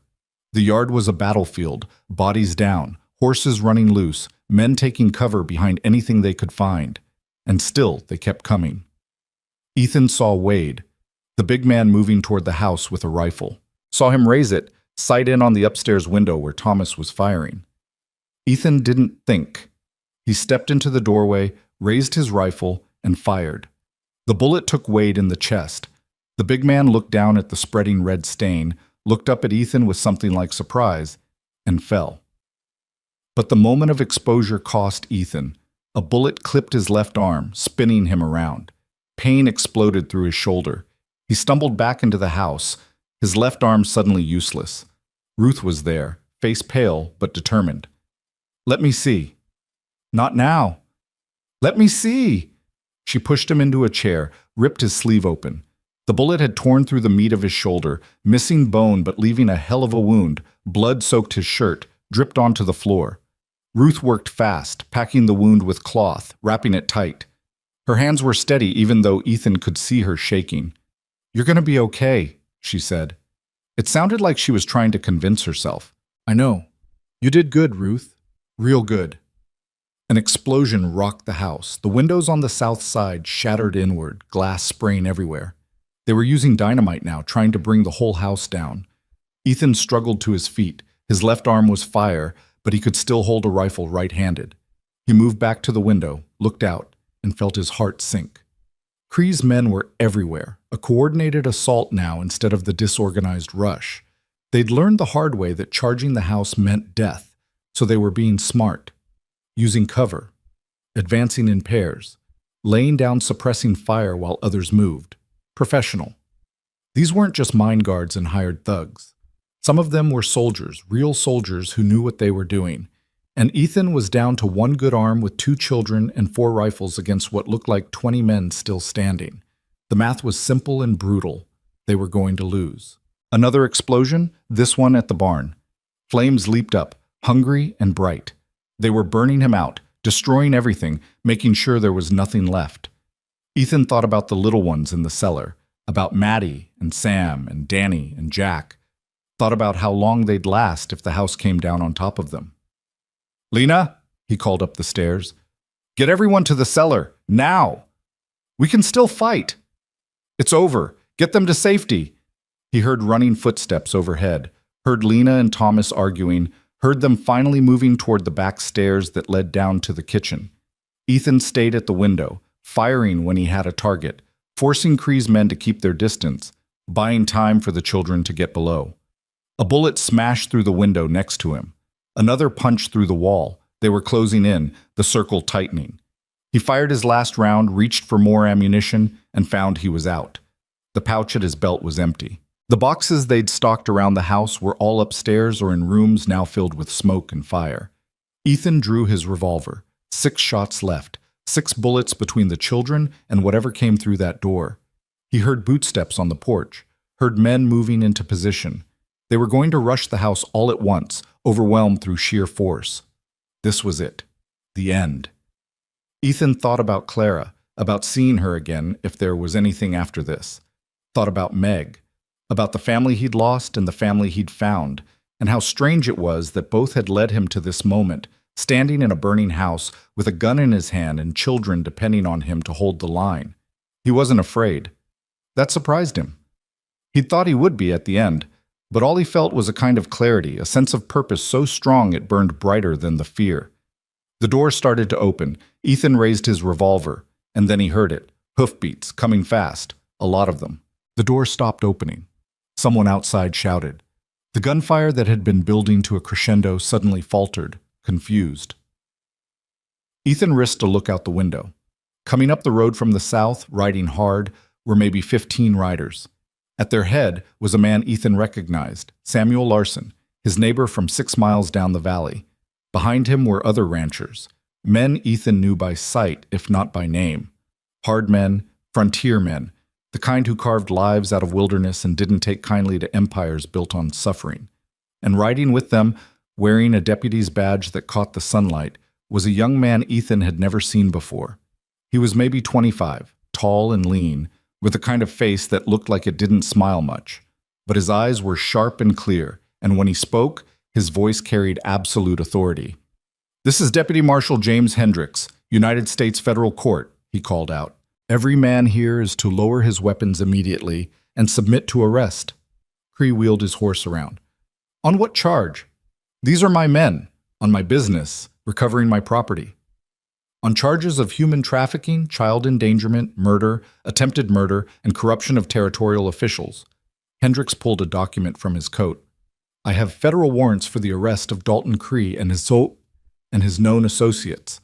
I also have documentation of witness testimony from children who escaped the Bannock mine, testimony taken in Denver 2 days ago." Ethan's mind reeled. Denver. 2 days ago. That meant Charlie, he breathed. The boy they'd left behind. The 8-year-old with the broken leg. Someone had found him. Someone had listened to him and brought the law that actually mattered. Cree's face had gone white. "Those warrants are worthless. Judge Wilson has been arrested on federal corruption charges," Hendricks cut in, "as has Sheriff Morton. This is a federal matter now, Mr. Cree. Territorial law doesn't apply. You can't do this. I have rights. You have the right to surrender peacefully or be shot down where you sit. Choose now."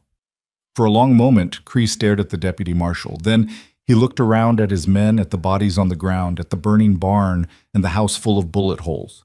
At the cost of his empire, written in blood and fire. His shoulders sagged. He dropped his reins. "I surrender." "Smart choice." Hendricks gestured to the ranchers. "Disarm them. All of them.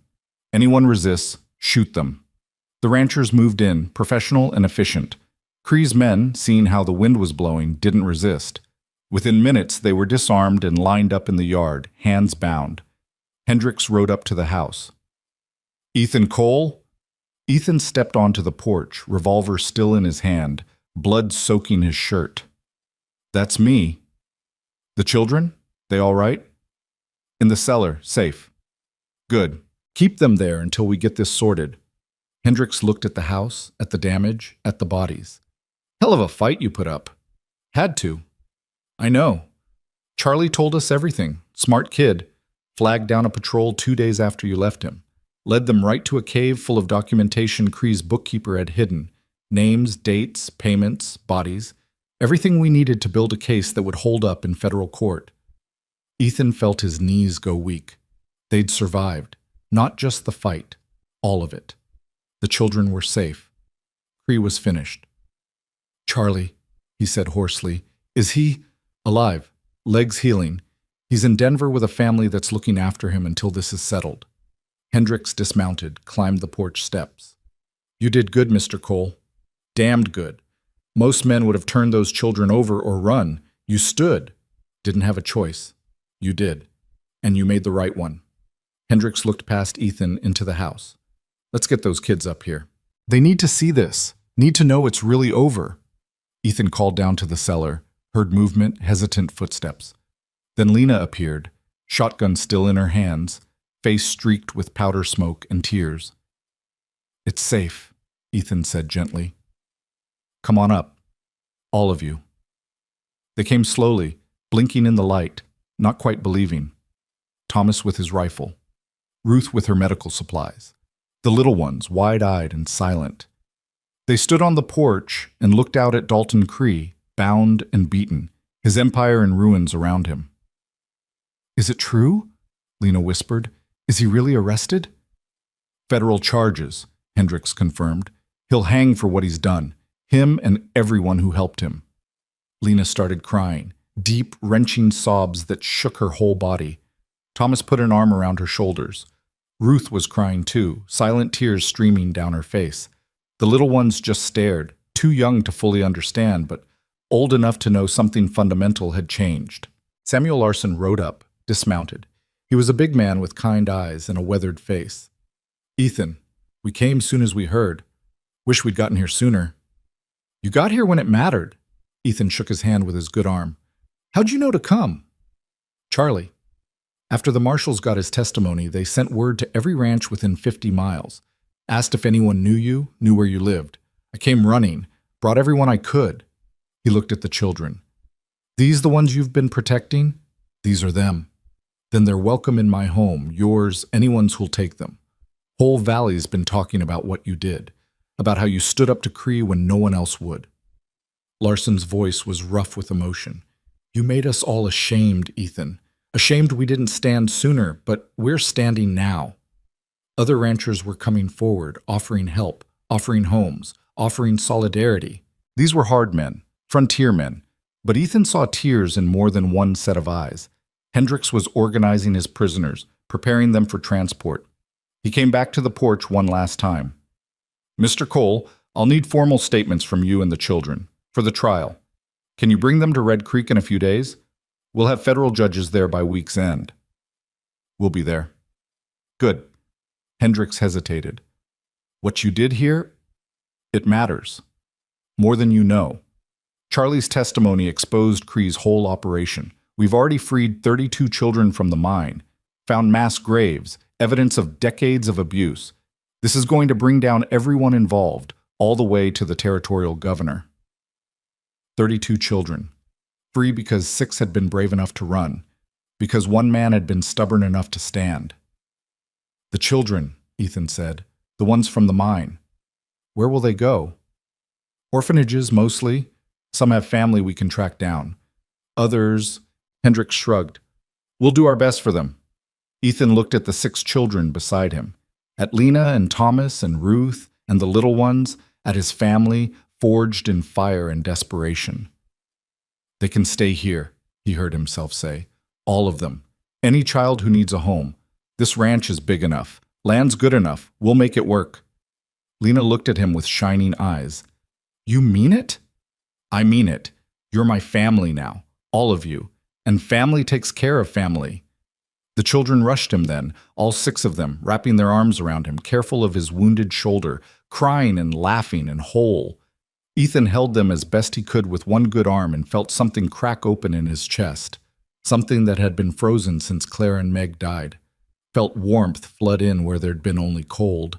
Felt like maybe, just maybe, he could live again. The sun was setting when Cree and his men were finally loaded into wagons for transport. Ethan stood on his porch, surrounded by children and neighbors, and watched his enemy taken away. Cree looked back once, his face twisted with hate and defeat. Ethan met his eyes and felt nothing but pity.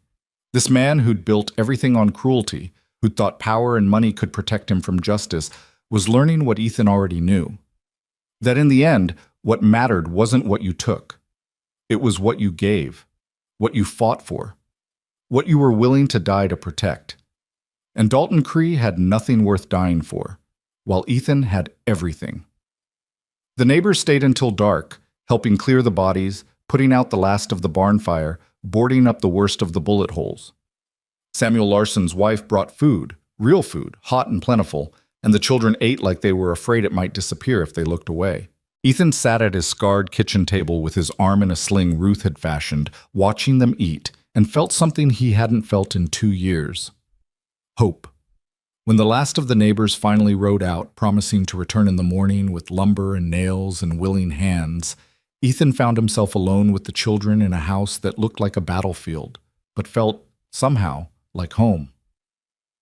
"We should clean up," Lena said, looking at the blood on the floor, the shattered glass, the splintered furniture. "Tomorrow," Ethan said. "Tonight we just breathe." They gathered in the front room, the only space not completely destroyed. Someone had salvaged the sofa, pushed it back against the wall. The children piled onto it and onto the floor around Ethan's chair, close enough to touch, needing the comfort of proximity after coming so close to losing everything. "Mr. Ethan," Maddie said quietly, "is it really over? Is Mr. Cree really gone?" "He's really gone.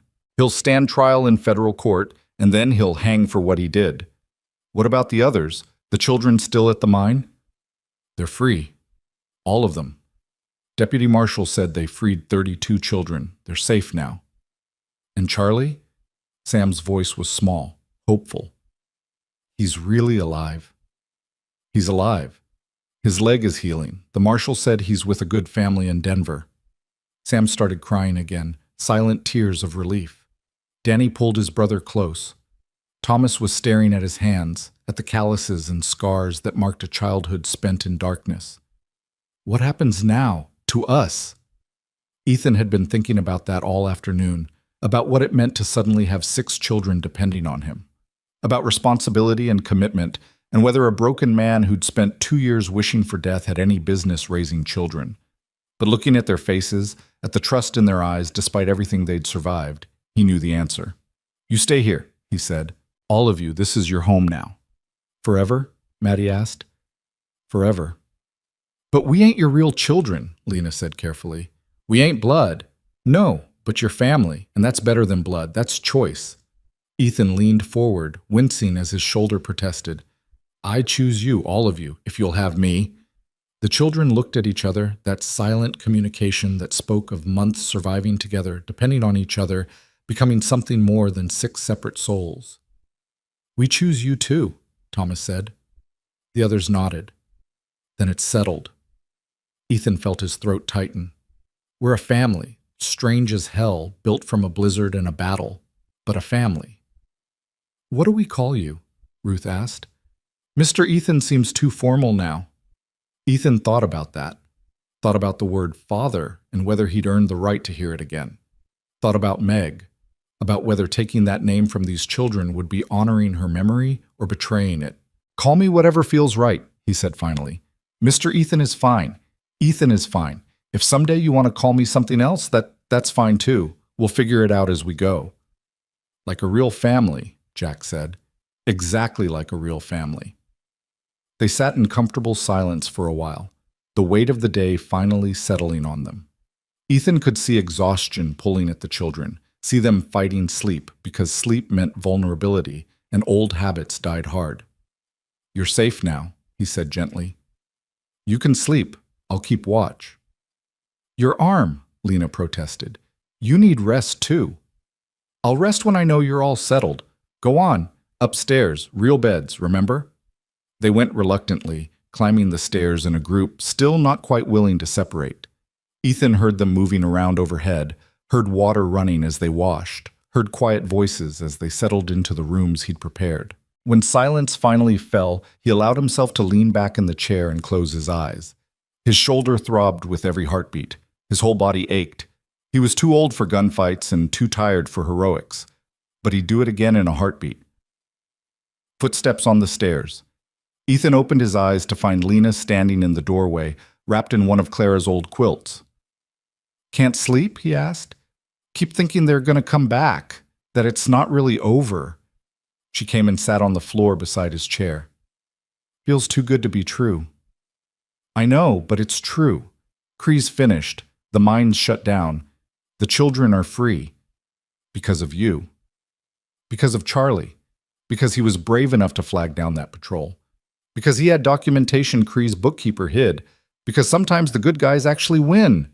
Lena was quiet for a moment, then, "My mama would have liked you. She was fierce like you. Stood up to people even when it was dangerous." Her voice broke. "That's why they killed her." Ethan reached down with his good hand, rested it on her shoulder. "She sounds like she was an amazing woman. You're a lot like her, you know. That same fierceness, that same courage. I'm scared all the time, though." Being brave doesn't mean not being scared. It means being scared and doing what needs doing anyway. He squeezed her shoulder gently. "You walked through a blizzard to save 5 other children. You held a knife on a grown man to protect them. You stood in a gunfight when most adults would have run. If that's not brave, I don't know what is. I just didn't want them to go back. Didn't want them to hurt anymore. And they won't. Not if I have anything to say about it." Ethan paused. "Lena, when we go to Red Creek for the trial, you're going to have to testify. Tell the judges what happened at the mine, what Cree did, what you saw." She tensed. "I know. It won't be easy. They'll ask hard questions. Make you remember things you'd probably rather forget. I remember anyway, every day, every night. Don't matter if I talk about it or not, it's still there. Then talking about it might help. Might help put it behind you." "You think talking helps?" She looked up at him with those old, knowing eyes. "You talked about losing your wife and daughter, about the war, about all the things that hurt." Ethan was quiet. "No, I buried it. Let it eat me alive for 2 years. Did that help?" "No, it made everything worse." He met her gaze. "Which is why I'm telling you, don't do what I did. Don't let the hurt turn into poison. Talk about it. Cry about it. Get angry about it. Whatever you need to do to get it out instead of letting it fester. Even if it makes me weak?" "It won't make you weak. It'll make you whole." He touched her hair, matted and tangled still despite Ruth's attempts to comb it. "You don't have to be strong all the time anymore, Lena. You've got family now. You can share the weight." She leaned against his chair, and he felt her shoulders shake with silent sobs. He let her cry, kept his hand on her hair, and said nothing because sometimes silence was the kindest thing you could offer. When she finally quieted, she wiped her face on the quilt and looked up at him. "I'm glad the blizzard brought us to you. I'm glad you didn't ride away." "Me too." "You think—" She hesitated. "You think someday I could call you Papa, like Maddie wants to?" Ethan felt his throat close up. "I'd be honored." She nodded, satisfied, and curled up on the floor beside his chair. Within minutes, she was asleep, breathing deep and even. Ethan sat watch through the night, listening to the house settle, to the children breathing in their rooms upstairs, to the wind in the pines outside. His shoulder hurt and his body ached, and he was so tired he could barely keep his eyes open. But he'd never felt more alive. The trial was held in Red Creek 3 weeks later, in a makeshift courtroom set up in the town hall. 2 federal judges had ridden in from Denver with Deputy Marshal Hendricks, bringing the weight of real law to a territory that had forgotten what justice looked like. The courtroom was packed. Ranchers, miners, townspeople, everyone who'd lived under Cree's shadow and never had the courage to speak against him. Now they filled the benches, hungry to see him finally answer for his crimes. Ethan sat in the front row with the children, all of them scrubbed clean and dressed in new clothes the church ladies had donated. They looked small and scared, these children who'd survived so much, facing the prospect of standing before strangers and reliving their trauma. "You don't have to do this," Ethan told them quietly. "Any of you. There's enough evidence without your testimony. You can wait outside." "No." Thomas's jaw was set. "We need to do this. Need to make sure everyone knows what he did." The others nodded agreement. When Lena was called to the stand, she walked up with her head high, her hands steady. She looked so small in the witness chair, so young, but when she spoke, her voice carried through the courtroom clear and strong. She told them everything, about her mother's murder, about being taken to the mine at 5 years old, about the conditions, the beatings, the children who'd died and been buried in unmarked graves, about the escape, the blizzard, finding Ethan. The courtroom was silent, horrified. More than one person was crying. Cree's lawyer, a slick man from back east who'd arrived talking about contracts and legal obligations, tried to shake her testimony, tried to make her seem unreliable, a child who didn't understand what she'd seen. "Isn't it true," he said smoothly, "that children often exaggerate? That what seems harsh to a child might simply be normal discipline?" Lena looked at him with contempt. "You ever been beaten with a chain for working too slow? You ever watched a 6-year-old die of lung fever because the mine owner wouldn't pay for a doctor? You ever seen a man put his hands on a 7-year-old girl in ways no man should touch a child?" The lawyer's face went pale. That ain't exaggeration," Lena said coldly. "That's truth.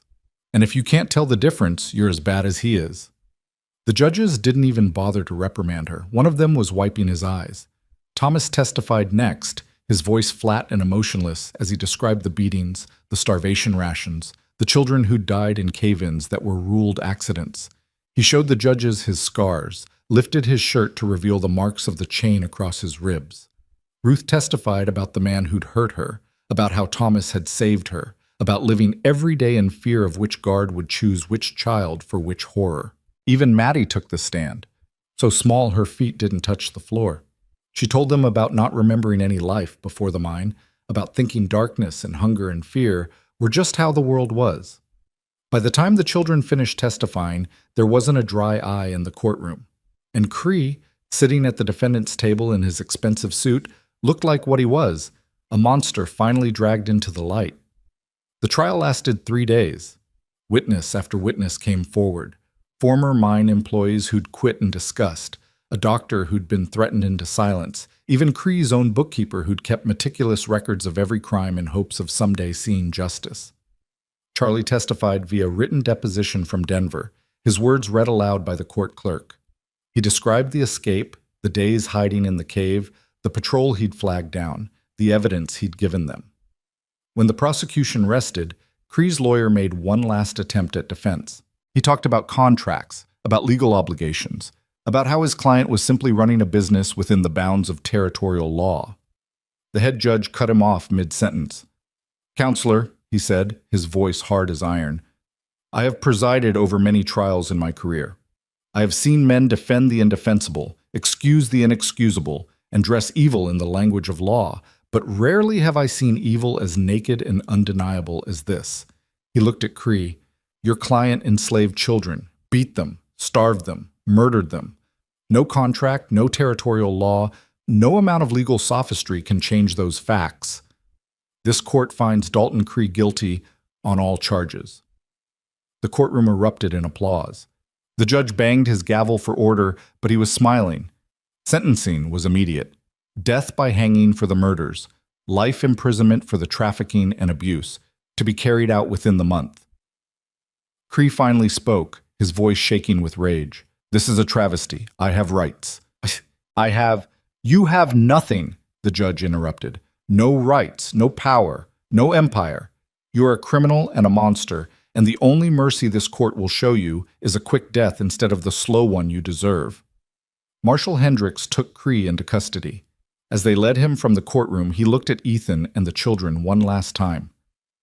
"This isn't over," he hissed. "I have friends, money. They'll come for you. They won't." Hendricks yanked him forward. "Your friends are being arrested even as we speak. Your money's been seized to compensate your victims. It's over, Cree. You lost." And then he was gone, dragged away to a cell to await the rope. The children gathered around Ethan, and he pulled them close with his good arm. The shoulder was healing, but still tender. "It's really over," Thomas said, like he couldn't quite believe it. "It's really over. What happens now?" Ethan looked at their faces, at the hope beginning to replace the fear, and made a decision he'd been considering for weeks. "Now we go home, and we build something new." The ranch house took 2 months to repair. The whole valley pitched in, ranchers bringing lumber, their wives bringing food, their children helping haul and hammer and paint. What had been a lonely outpost became the center of a community, a symbol of what could happen when people stood together against evil. The barn was rebuilt bigger than before. The bullet holes were patched. The blood-stained floors were scrubbed clean and refinished. But some changes were permanent. The back bedroom that had been Meg's was now Lena and Ruth's room, painted yellow again, full of life and laughter. The spare room held Thomas and the younger boys. Bunk beds Ethan built himself lining the walls. Maddie slept in a small room off the kitchen, close to the warmth of the stove, close to where Ethan could hear her if she had nightmares. And the children from the mine started arriving in ones and twos and small groups. Some had family who came to claim them, but many had nowhere to go, no one to take them. Ethan took them all. By summer's end, there were 14 children living at the ranch. 14 souls who'd survived hell and found something better on the other side. It was chaos, constant noise, constant motion, constant demands for attention and food and resolution of disputes. The house that had been silent for 2 years was now never quiet. Ethan had never been happier. Samuel Larson and his wife helped, teaching Ethan the things he'd forgotten about raising children. The church ladies came weekly with donated clothes and patient instruction. The school teacher from Red Creek rode out twice a week to teach the older children reading and arithmetic. Slowly, the children began to heal. The youngest ones, who'd known nothing but the mine, forgot faster. They learned to play, to laugh without looking over their shoulders, to be children. The older ones took longer. Thomas still woke screaming sometimes, trapped in dreams of darkness and chains. Ruth flinched at sudden movements. Lena slept with her knife under her pillow for months before she finally felt safe enough to put it away. But they all healed. Day by day, week by week, the shadows lifted. One evening in late August, Ethan stood on his porch watching the children play in the yard. They'd organized some kind of game involving a ball and complicated rules he didn't pretend to understand. Their laughter carried on the warm air, bright and free. Lena came to stand beside him, tall enough now that she came almost to his shoulder. She'd filled out over the summer, put on weight, started looking less like a starved bird and more like a healthy 12-year-old girl. "You did good, Papa," she said. She'd started calling him that in May, tentatively at first, then with growing confidence. The other children had followed her lead. Now he was Papa to all of them, and Ethan Cole, who'd thought his days of being a father were over, had 14 children who depended on him. "We did good," he corrected, "all of us together." "You think Mama can see this? Wherever she is? You think she knows I'm okay?" Ethan thought about Clara, about Meg, about whether the dead could see the living. "I think so. And I think she's proud of you, proud of how you survived, proud of how you're helping the little ones learn to survive too. I miss her. Still. Every day. That never goes away. But it gets easier to carry. Like you and your Clara and Meg? Yeah, like that." He put his arm around her shoulders. "They'd have liked you, you know. Clara would have loved your fierceness. Meg would have wanted you for a big sister. I would have liked that. Having a real sister instead of just these knuckleheads." But she was smiling, watching the children play. Thomas came running up, breathless and grinning. "Papa, can we ride to the creek tomorrow? It's hot enough for swimming. If you get your chores done first." "We will. I'll make sure everyone helps." He ran back to the game, already organizing, already leading. That boy was going to be something special, Ethan thought. They all were. Given a chance, given safety and food and someone who believed in them, these children who'd survived the worst humanity had to offer were going to do amazing things. As the sun set, painting the mountains gold and rose, the children came inside for supper. It took 3 tables to seat everyone now. Ethan had built extra to accommodate his growing family. The noise was tremendous, everyone talking at once, arguing over who sat where, comparing their day's adventures. Ethan looked around the table at their faces, clean, healthy, alive. and felt gratitude so strong it was almost painful. After supper, after the dishes were washed and the little ones put to bed, Ethan sat on the porch with the older children. This had become their ritual, these quiet evenings talking about the day, making plans for tomorrow, just being together. "Papa," Ruth said quietly, "can I ask you something?" "Anything." "Do you ever regret it? Taking us in? All of us? Your life would be easier if—" "No." Ethan cut her off gently but firmly. "Not for 1 second. Not even on the hardest days. You all gave me back my life. Before the blizzard, I was just going through the motions, waiting to die. Now I wake up every morning with purpose, with family, with love." He looked at each of them. "You didn't just survive the mine. You survived losing parents, losing homes, losing everything. And you came out the other side still able to trust, still able to love, still able to hope. That's extraordinary. All of you are extraordinary." "We learned it from you," Thomas said.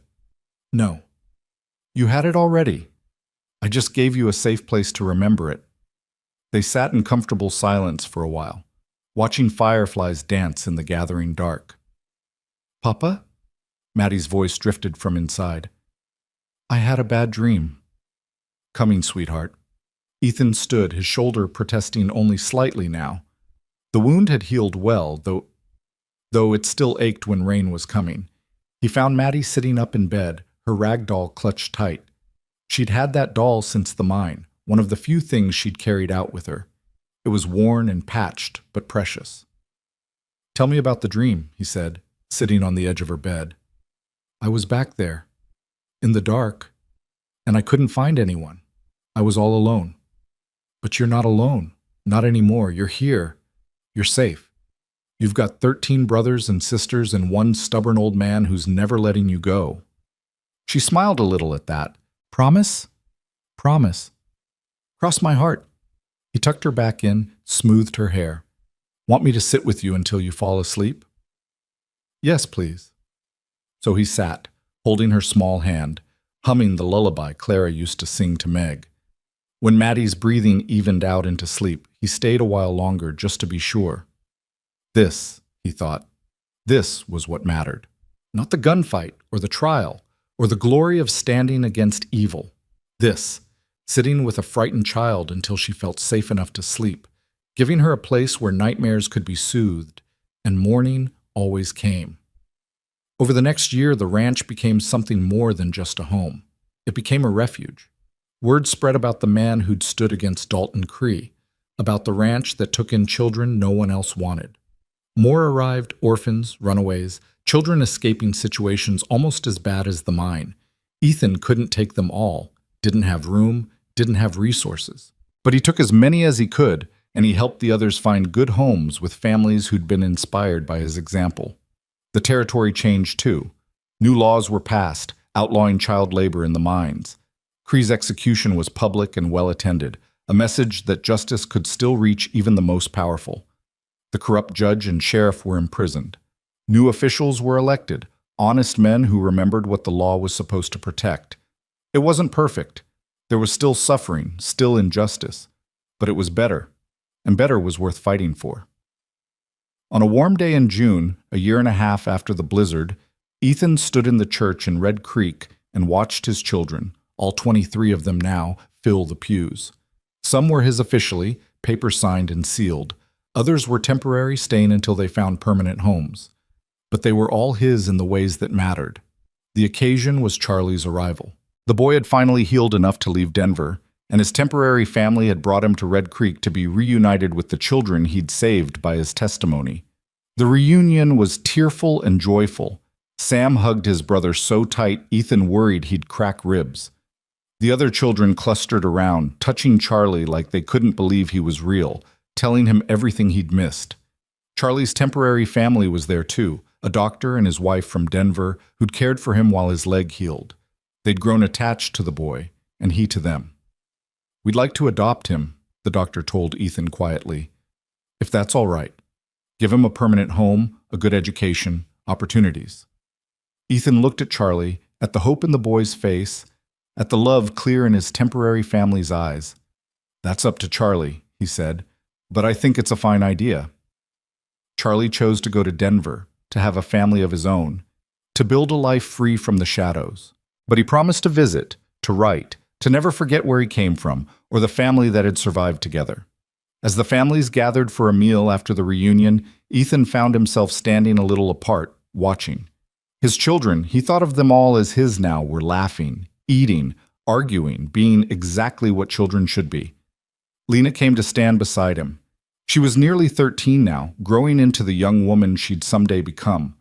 The rusted knife was long gone, replaced by confidence and strength that didn't need weapons. "You okay, Papa?" "Yeah, just thinking." "About what?" "About how strange life is. How a blizzard and 6 starving children could give me back everything I thought I'd lost." He looked at her. "About how the worst day of your life, the day you ran from the mine, became the best day of mine." "It became the best day of mine, too. The day everything changed." She slipped her hand into his. "The day we found home. The day we became family." They stood together watching the celebration, watching children who'd known only darkness learn to live in the light. Ethan thought about Clara, about Meg, about the family he'd lost. He thought they'd understand, thought they'd approve, thought maybe, in saving these children, he'd saved himself. The sun was setting when the families finally began to disperse, heading home to their ranches and lives. Ethan loaded his children into the 2 wagons he'd needed to transport them all, counted heads to make sure he hadn't lost anyone, and started the drive home. The children sang on the way back, old songs and new ones, silly rhymes and nonsense. Their voices carried on the evening air, joyful and free.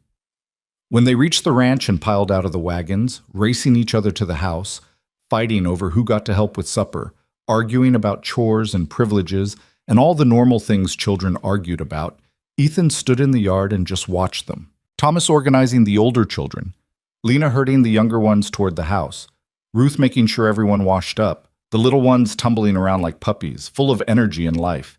His family, built from snow and desperation, from courage and choice, from love that had nothing to do with blood and everything to do with commitment. He'd lost everything once: his wife, his daughter, his will to live. And he'd found everything again in 6 starving children holding a rusted knife. As he followed them into the house, his house, their house, the home they'd built together, Ethan Cole thought about the man he'd been 2 years ago. Hollow, broken, waiting for death. That man was gone. In his place was a father to 23, a rancher running a refuge, a man who'd learned that sometimes the family you choose is stronger than the family you're born into. That sometimes losing everything makes room for something better. That sometimes the end is really just the beginning. That night, after the children were in bed and the house had finally quieted, Ethan sat on his porch under a sky full of stars. The mountains stood dark against the horizon, the same mountains where he'd found 6 children in a barn during a blizzard, the same mountains where he'd found himself. Somewhere in the house, a child laughed in their sleep. Somewhere, another was breathing easy without nightmares for the first time. Somewhere, Lena slept without her knife, safe in the knowledge that she was home. And Ethan Cole, who'd thought his story ended with loss and grief, discovered that it had really only just begun. The blizzard had brought them together. Love had made them family. And every sunrise since had been a gift they'd earned by refusing to give up, by choosing to stand when standing was hard, by believing that sometimes, if you're brave enough and stubborn enough and love fiercely enough, you can take broken pieces and build something whole, something beautiful, something worth everything it cost to protect.